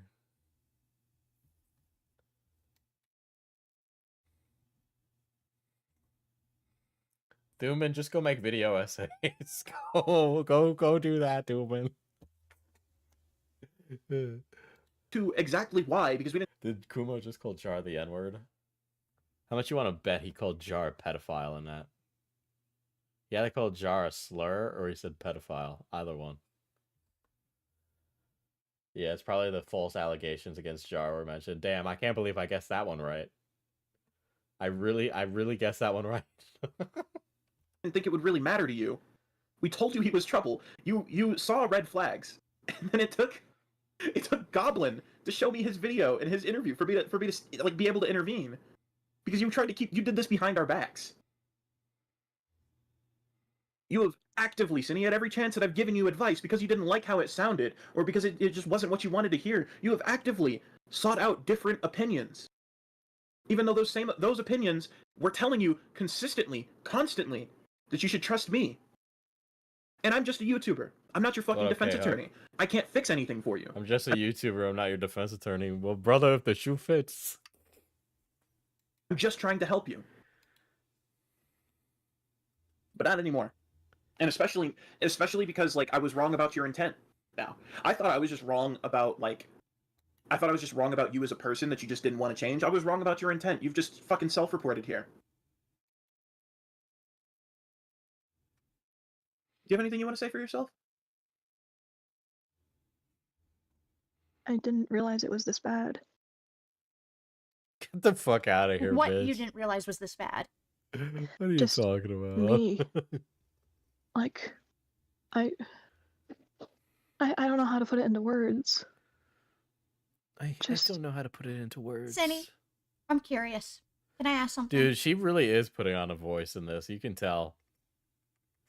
Dude, she's like actually putting on the 1 HP voice, bro. No, I'm just a 1 HP goblin. No, don't kill me. No, don't call me a Kruger. Yeah. Are you still wanting or hoping that you could go back somehow to your YouTube career? I mean, a part of me does, just because that's my normal. That's what I've always had. That's Why did I like sell I just that? want to go back to some sort of normalcy. That was a but... stupid So, Kumo, decision. question. With That was such a what's stupid been, question. That was talked such about a here, stupid decision. Are you going to call? Is it? Can we call her a pedophile now? Can we call her a pedophile now? Why are you? Yeah. Why are we waiting for like a call? Oh no, I'm gonna need time to digest that. I mean, You're gonna need time to digest that? Are you fucking kidding me, bro? It's been months. I'm not attracted to children. It's. Are you? No. Sure? Then why did you have Enno read? I can't believe it. Dude, I literally just got a DM about the card I just sold, chat. It's literally Fucking a rape society. comic because you wanted. No. Wrong question, Goblin. Why were you interested in her reaction to a fucking rape comic? I mean, her age had nothing to do with it. It was just shit. I thought of her as a friend, and I wanted Are my you just friend an to give equal me feedback. opportunity offender? Fuck, What? I just hit Are discard you on just an equal opportunity offender? I don't know what that means. that. Did you just say equal opportunity to find? Dude, it's the intellectual heavyweights in this call right now, bro. Pretty self-explanatory. Bruh is fumbling. Stop it. Or do you need me to spell it out for you? Of what equal opportunity offender means?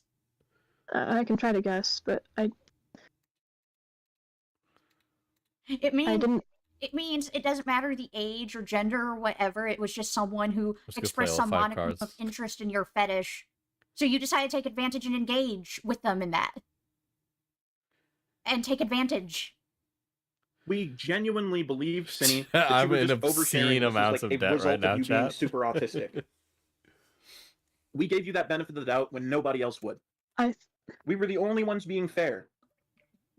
And rather than just being honest, I thought I was being honest. I didn't. no, you I wasn't. I wasn't trying to hide You things. told us. You weren't trying to omit important details like that. No. I didn't think it was an important detail. That's so convenient. Oh, did you forget that it happened? I didn't forget. Well, I wasn't thinking about it. Do you think about anything? Not as of lately. Chat start donating a deep I mean, load of debt. I don't know. I've been feeling kind of You know what? lazy, but You know, all this time, like every time you've come to me and you're like, I don't know what to think, I don't know what to do, oh, I'm freaking out. You know what I think that was? What? I think that was a cover for what you weren't. The goblin in this call released it, and I mean that like literally. There's like an actual person who's a goblin in this. Telling me. I think you just couldn't communicate or think, quote unquote, think straight because there was something something you were doing behind our backs. Because there literally was. I think that's what that was. That's my theory of the day. Is that you refused or could not communicate any of what was bothering you because you knew we would disapprove. Am I wrong on that? Am I like crazy far off? I don't understand why we need to have this confrontation call about what happened. It really should have been like the fact that he got in so deep with Cinny is insane.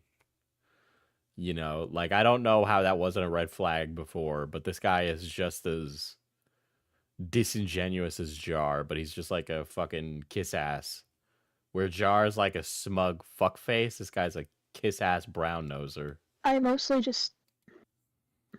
I don't think that's right. It's just I don't know how to fix. If it is my right, own problems. Dude, I'm still if it is fucking right, in Cinny, debt. what use is there in like denying it? I don't think it's right. I don't. You don't think it is? Could it be? Honestly, Cinny, what is the use in denying anything? Why are we here? Just to suffer. Honestly, don't think about the right Every answer. night There's I only feel one. my leg. It's the truth. So what's the Like truth? it's still there. I don't want to think. The body I've that lost. I'm just. The friends I've lost. Snake. Just this terrible. Guys, can we know I'd really be like honest, to I know didn't either. fucking You haven't really left me much choice on that, Skullface's though, have you? opinion on this. I guess not. Please do voice acting, bro. People have told me to do voice acting before. Because I put on accents whenever I play D&D. I didn't. You know what's crazy, Cindy, is we're giving you chances to respond, and you're just like, I'm having trouble. I don't know. At first, I thought like you said Where's the like, ASMR channel, Diesel? that I was coming to these conclusions. I don't know what to tell you. Way too late, and that What's it's a monsoon or whatever. Monsoon speech. The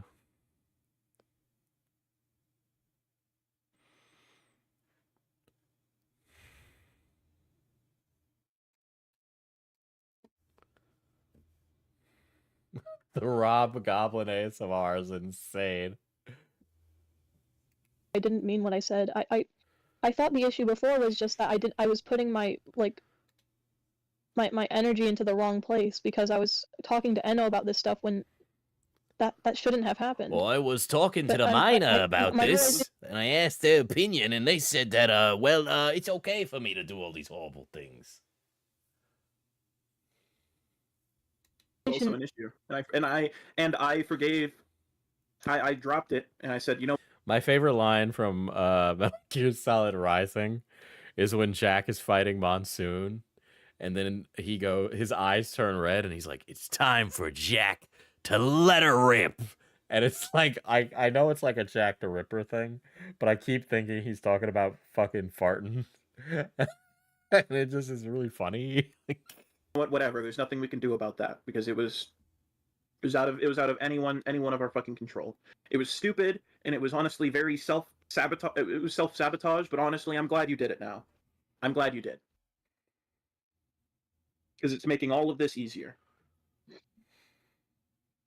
My new realization was just that it shouldn't be for anyone, honestly. Fumble money like the French nobility. That- You fumble money like I the thought French the nobility. way I thought was just normal. I thought that it was normal to talk to people the way I did. Okay, cool. I thought it was normal to have sex conversations, because I don't I know I talk about sex here on my stream, but this is not a normal scenario. I don't walk around at the gym and talk about fucking plowing dummy thick goblin cheeks, okay? I don't think about that. Gosh, you're saying At first, I thought it was just the issue of me talking to a minor like that, but I'm realizing I shouldn't be talking to anyone. I mean, like I that. think about it. I don't tell so people Shani, about it. You don't see an issue by having a minor read you porn? She never said that. She never said that. Yeah, well, that's a good question. Why are you fucking running defense, bro? It's fucking, this is like technicals in the two mad conversation, bro. No, Cindy, you knew it was an issue. Because during the gym, dude, I'm just bricked up hitting the bench, blasting out a 225 for 5x5, bricked up on a Friday evening. Told you this is beyond just kids. And this is what I've been saying vehemently from the rooftops, that it's beyond just kids. You are a danger to not only yourself, but everyone. She's a danger to herself? Bro, she's not even a fucking...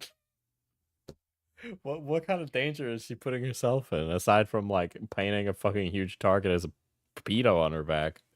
Self-inflicted, by the way.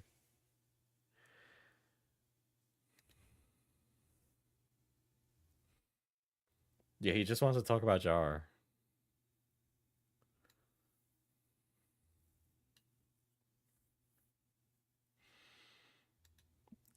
Men, women, children, maybe even animals. You're a danger to everyone around you.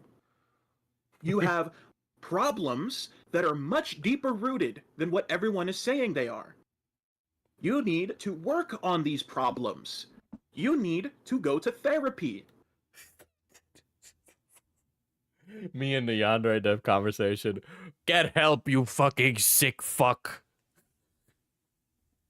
And you know what you've said to me for nearly the last month? Even post-Jar interview? Dude, Kumo and Jar are fighting. And it's dude, Cinny Bear is is like the American populace in the election where Biden kills Senator Armstrong. So who's Senator Armstrong in this analogy? I don't know. But it's literally like Kumo and Jar are a lot alike. It's literally the movie, like the trope equivalent of the "you and I are a lot alike." Jar and Kumo both have like a weird obsession with this like pedo's love life. Literally like a fucking enemies to lovers. This is the plot to iRobot. You know what you've been saying to me? In response to each and every point there. Yes, Kumo, you're right. And you've even parroted what I've said. You very consistently parrot what I said. But in the Jar interview, even after you've been fucking parroting what I said, you went completely mask off. Because nothing... Dude, I know this is the Cum Jar drama, but I think Cum Jar is also their ship name. I ship Cum Jar, okay? That's my crack ship is Cum Jar. You said to me, none of the Dude, nodding along this you is did. this is my Omegaverse, bro. This is my Omegaverse chat. Bro, wasn't it strange when Cum Jar talked about Cinebear in the Goblin Call? You know, literally none of those words are in the English language. None of the supposed epiphanies you had that I helped you realize what was actually going on by talking about it and challenging it and questioning it. None of that was real. You didn't actually understand that YouTube was probably out of the cards for you. So do you think like in the Cum Jar relationship, who has the Gyat and who's the Rizzler? I'm thinking Kumo's got the Gyat while Jar's the Rizzler. Diesel, would you smash this goblin? No, absolutely not. That voice is annoying. You didn't believe that. You for the longest time have been acting like you knew that you did something wrong and you knew what needed to change, and you actually didn't. You've admitted that actively. Hal is messaging me about my plays. Since we have been upset and you saw Beckett's stream, you have actively I just want to say that I am streaming and it is difficult to play the best hands every turn.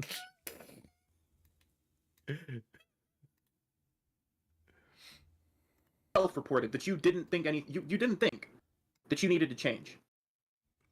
You know how much that pisses me off, Cinny? A lot, I'm guessing. You have assumed I have been mad at you so many times when I wasn't.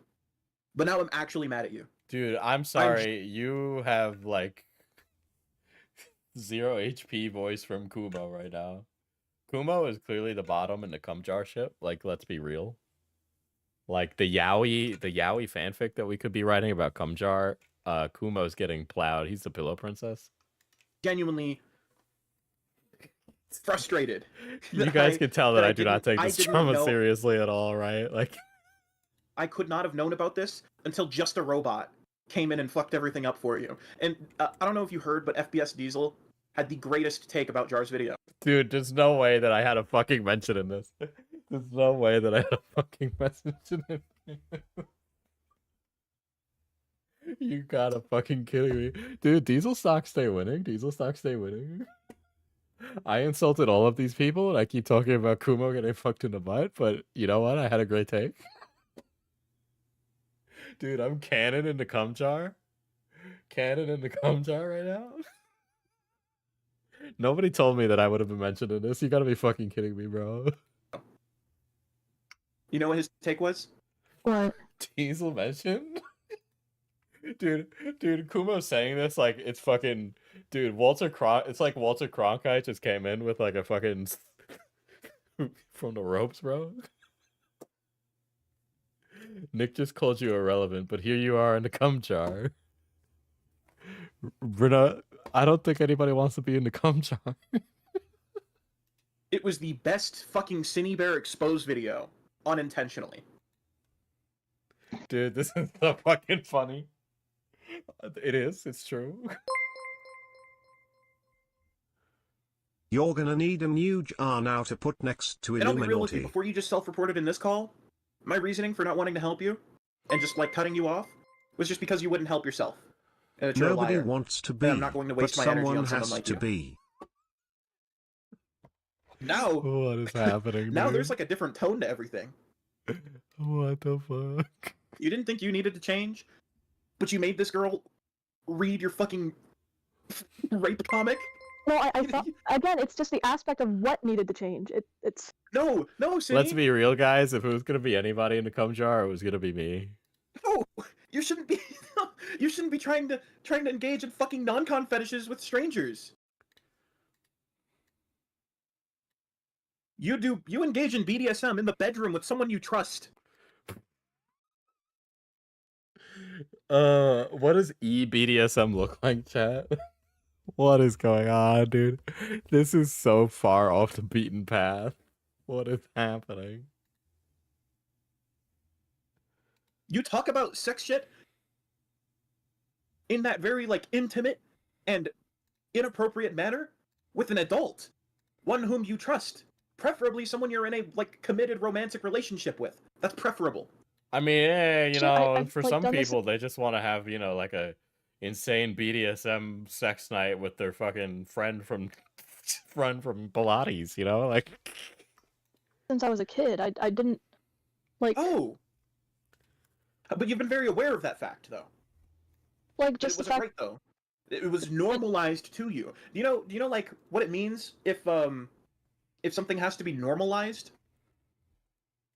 Yeah, Scarlet would know what EBDSM looks like, but he's To be dead. made as if it was normal, like No. Do you know? Just ask what. what? Just ask what. Dude's still coaching her, even in the exposed call, dude. It means it wasn't fucking normal before. Right. It's just I don't know. And you didn't realize this was an issue until now, but you have parroted the fact that you were normalized to it from a young age, and that it is you still have some responsibility, but it might not entirely be your fault that you've just been misguided. And you've actively fucking said that, and you're telling me now you didn't. You're a fucking liar, Cindy. You're a liar. You didn't recognize it was an issue, even though you've sounded conscious. This is gonna be You a hard sounded one. conscious that it was an issue. I realize now you were just parroting what I was saying so that we'd be happy. You were just trying to say whatever would please us. Because in the reality of it, Cinny, is you thought you did nothing fucking wrong. You didn't actually believe any of what we told you, that it's probably not in the cards for you to come back to YouTube.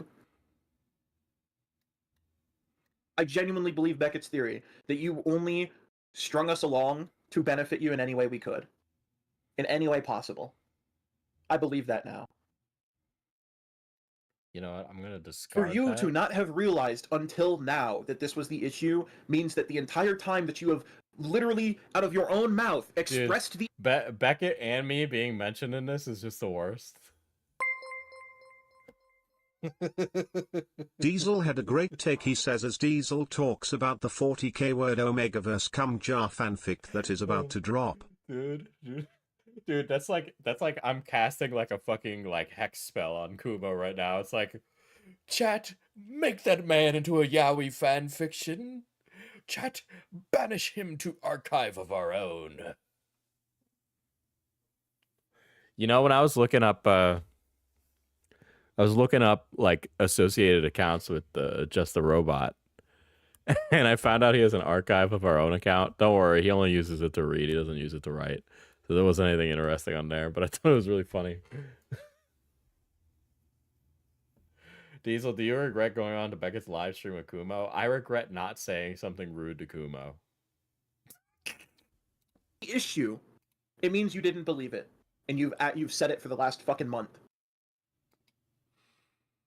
And I don't know why you're lying to me again, because before when I pressed you on this in the text messages, Cinny, you were suggesting that you have to come to this conclusion on your own.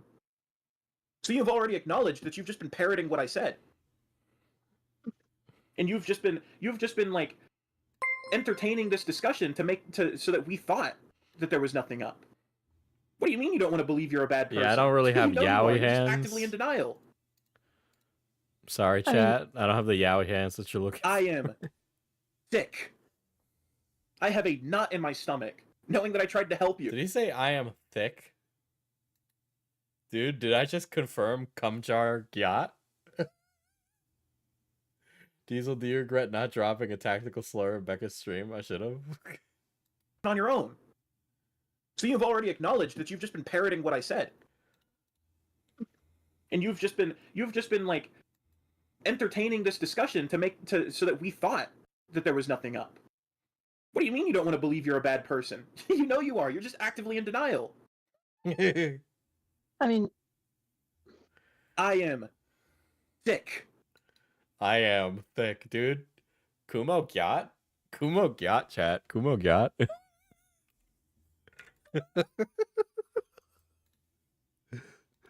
Oh, shit.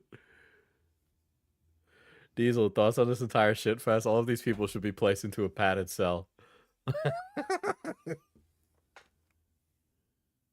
I think Kumo is mixed race, so you had options for your slurs.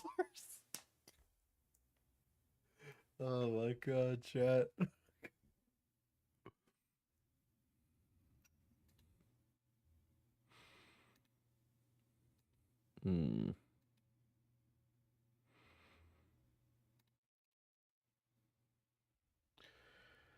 Kumchar has got it going on. Ohio Dumpy rizzing my skibibity phantom tax like Freddy 5 Bears Pizza. That's actually how you summon like a Zoomer demon, is you just say all those words in order, okay? Oh shit.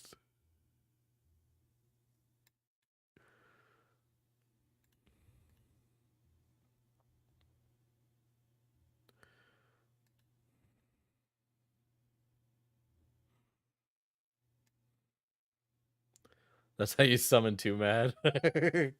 No, that's how you summon Nicholas the Oreo, you're right. I have a knot in my stomach, knowing that I tried to help you. Dude, he's even saying it right now, dude. He's got Jar's knot in his stomach.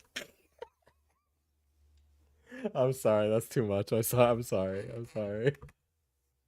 You actually are a predator. There was intent. There was clear intent. You made her read it to you. You wanted her reaction. That is intent.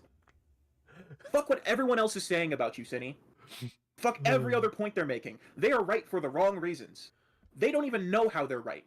They are flinging shit at the wall, hoping it sticks, not actually trying to understand the issue. And then they're sitting here trying to debate bro me about it.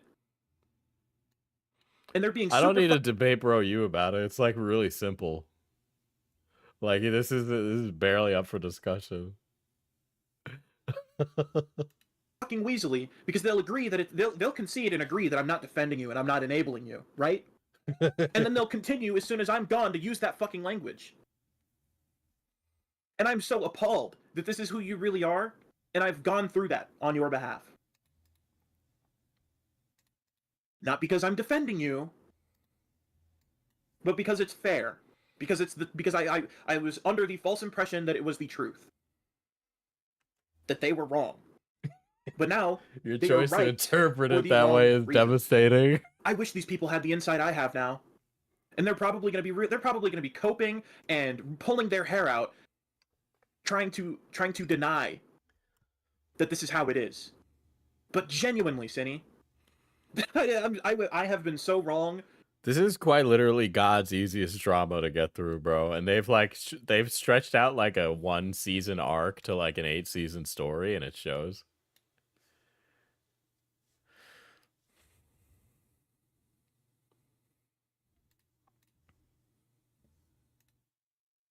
I have been so wrong.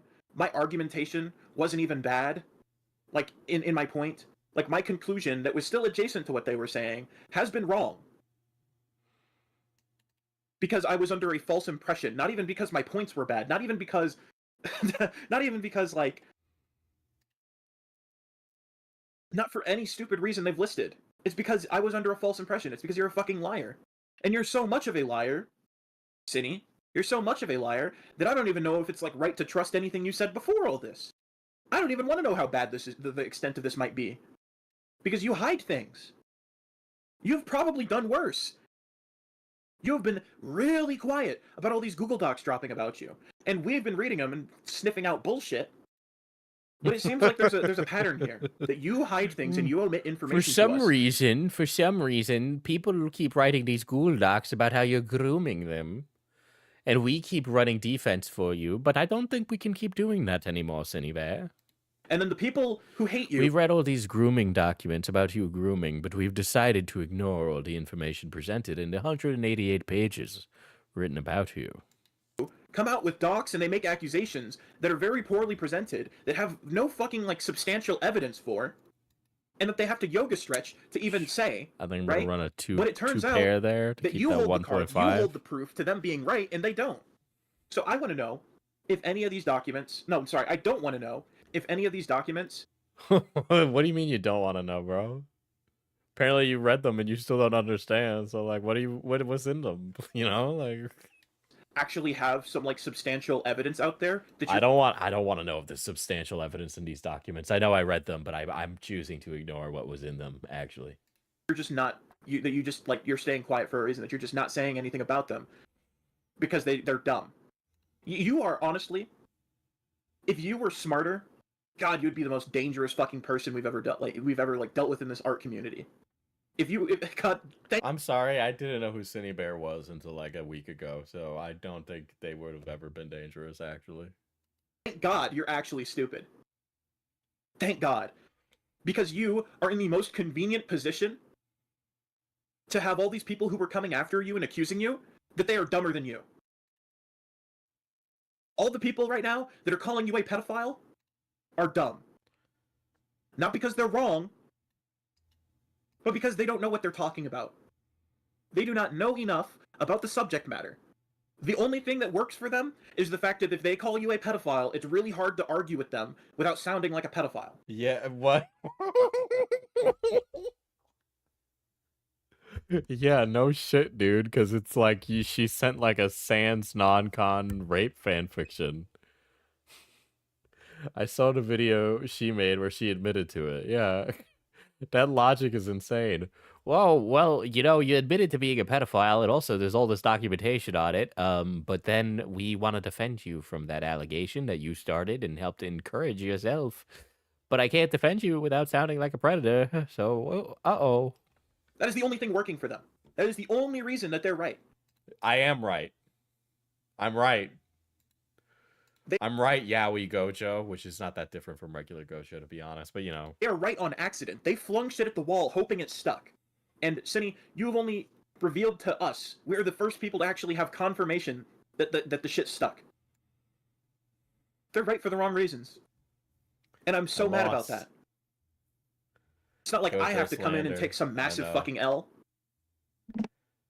It's actually a bigger discrepancy on the part of the community for being this fucking irresponsible. Because people who want to come in and be fair and be critical and like actually understand the facts of the matter can't. Because everyone else jumps the gun. And you know what? That's not your fault. It's just convenient for you. Did you feel like like all this maniacal laughing you did with Jar in that interview? Did you like did it ever cross your mind that that was the case? That you like Jar felt like you could get away with it? No, you've been calling everyone dumb and maniacally laughing like we heard it in the interview. So, Cinny, you were conscious of the fact that they're dumb. Did you think like you were going to get away with it? Diesel, how old do you think these people are? I don't know. Goblin sounds like way too old to be there.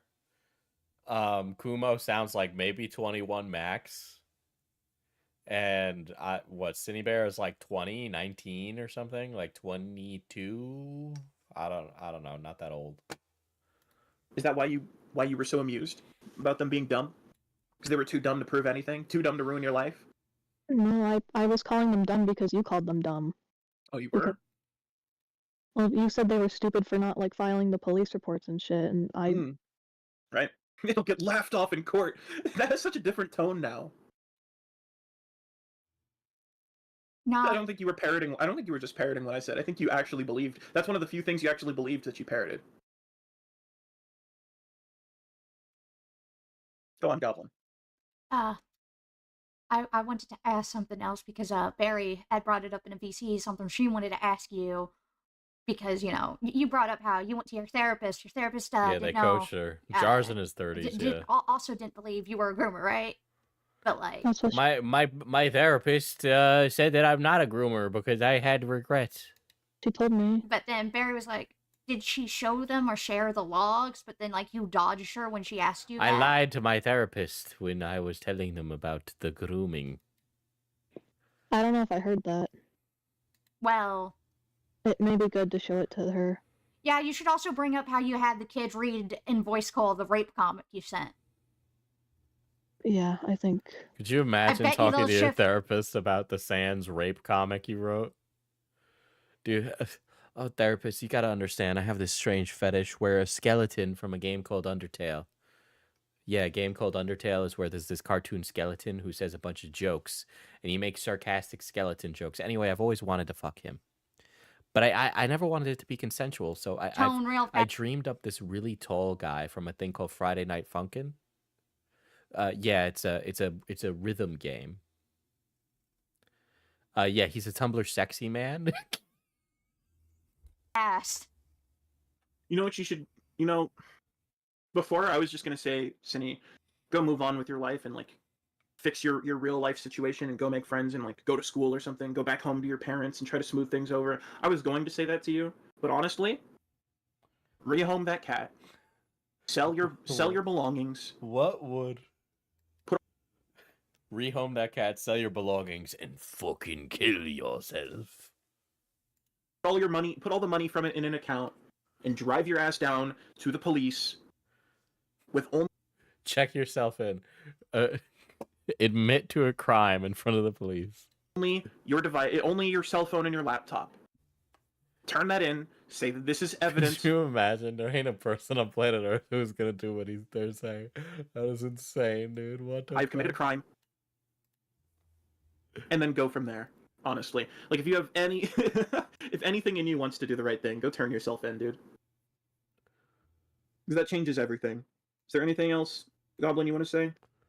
He thinks he's winning. Dude is having like a schizophrenic meltdown right now. I thought about at first. I hit the minimal contact of wanting updates about where your police report would go, but I honestly don't even care. fucking care. I don't Honestly, care. I don't care. Yeah, give them stupid.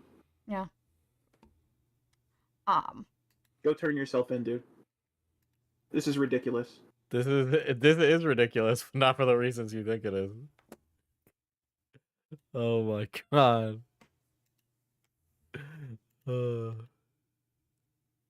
Anything you want to say for yourself, Cindy?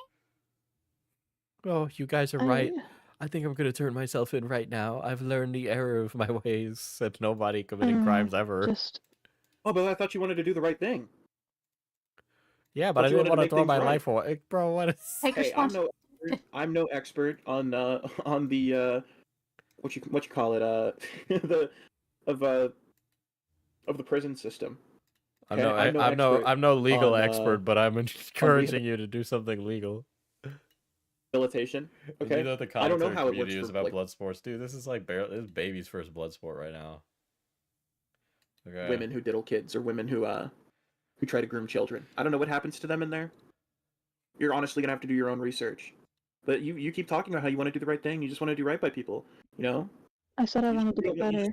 You want to get better, and you want to do right by the people that you've wronged. So turn yourself in. I am in full agreement of the wood chipper, with what I know now.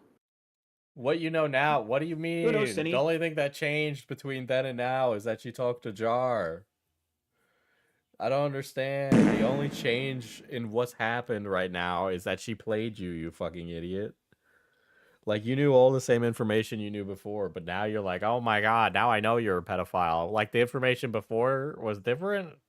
You're young. Maybe you'll get You said you read it, you fucking idiot. What are you talking about?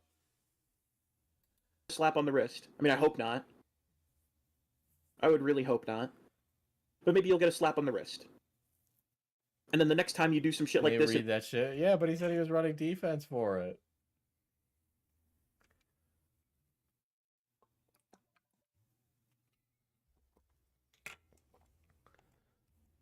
They're changing positions because outsiders are seeing this and tearing them up. It'll just get stacked up. But if you want to do right by the people you've wronged, that's actually something you've said publicly multiple times now. In your video and in Jar's video. You said you want to do right by the people you wronged and you want to get better. So go get I want to do right by the wrong people. You know what I mean, man? You know what I mean? Like, shit. In prison. Or in jail, whatever they decide to do. Turn yourself in, give them your devices as evidence. They'll come through it, tell them what you did. You're not going to do that, are you? I mean, why would you?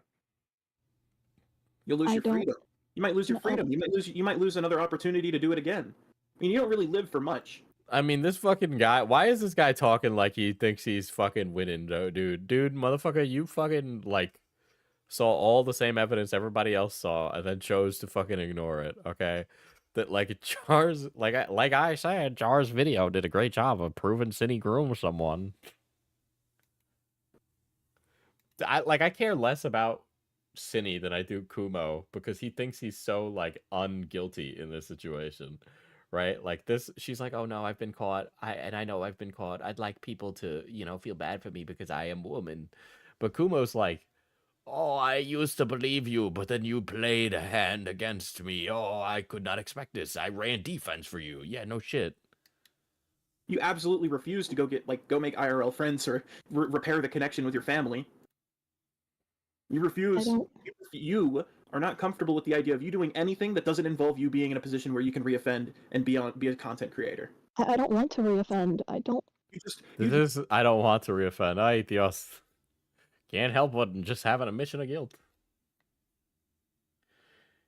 How does he think the legal system works that way? That she could just politely ask to be put away? You want something familiar. Part of you just wants to. You want to continue doing YouTube. You want to go back to doing YouTube. You want things to be normal again. Oh my god, Chad, I don't have any more patience for this. Oh my god, dude, it's 1 a.m. I'm gonna fucking go to bed. Fucking Christ.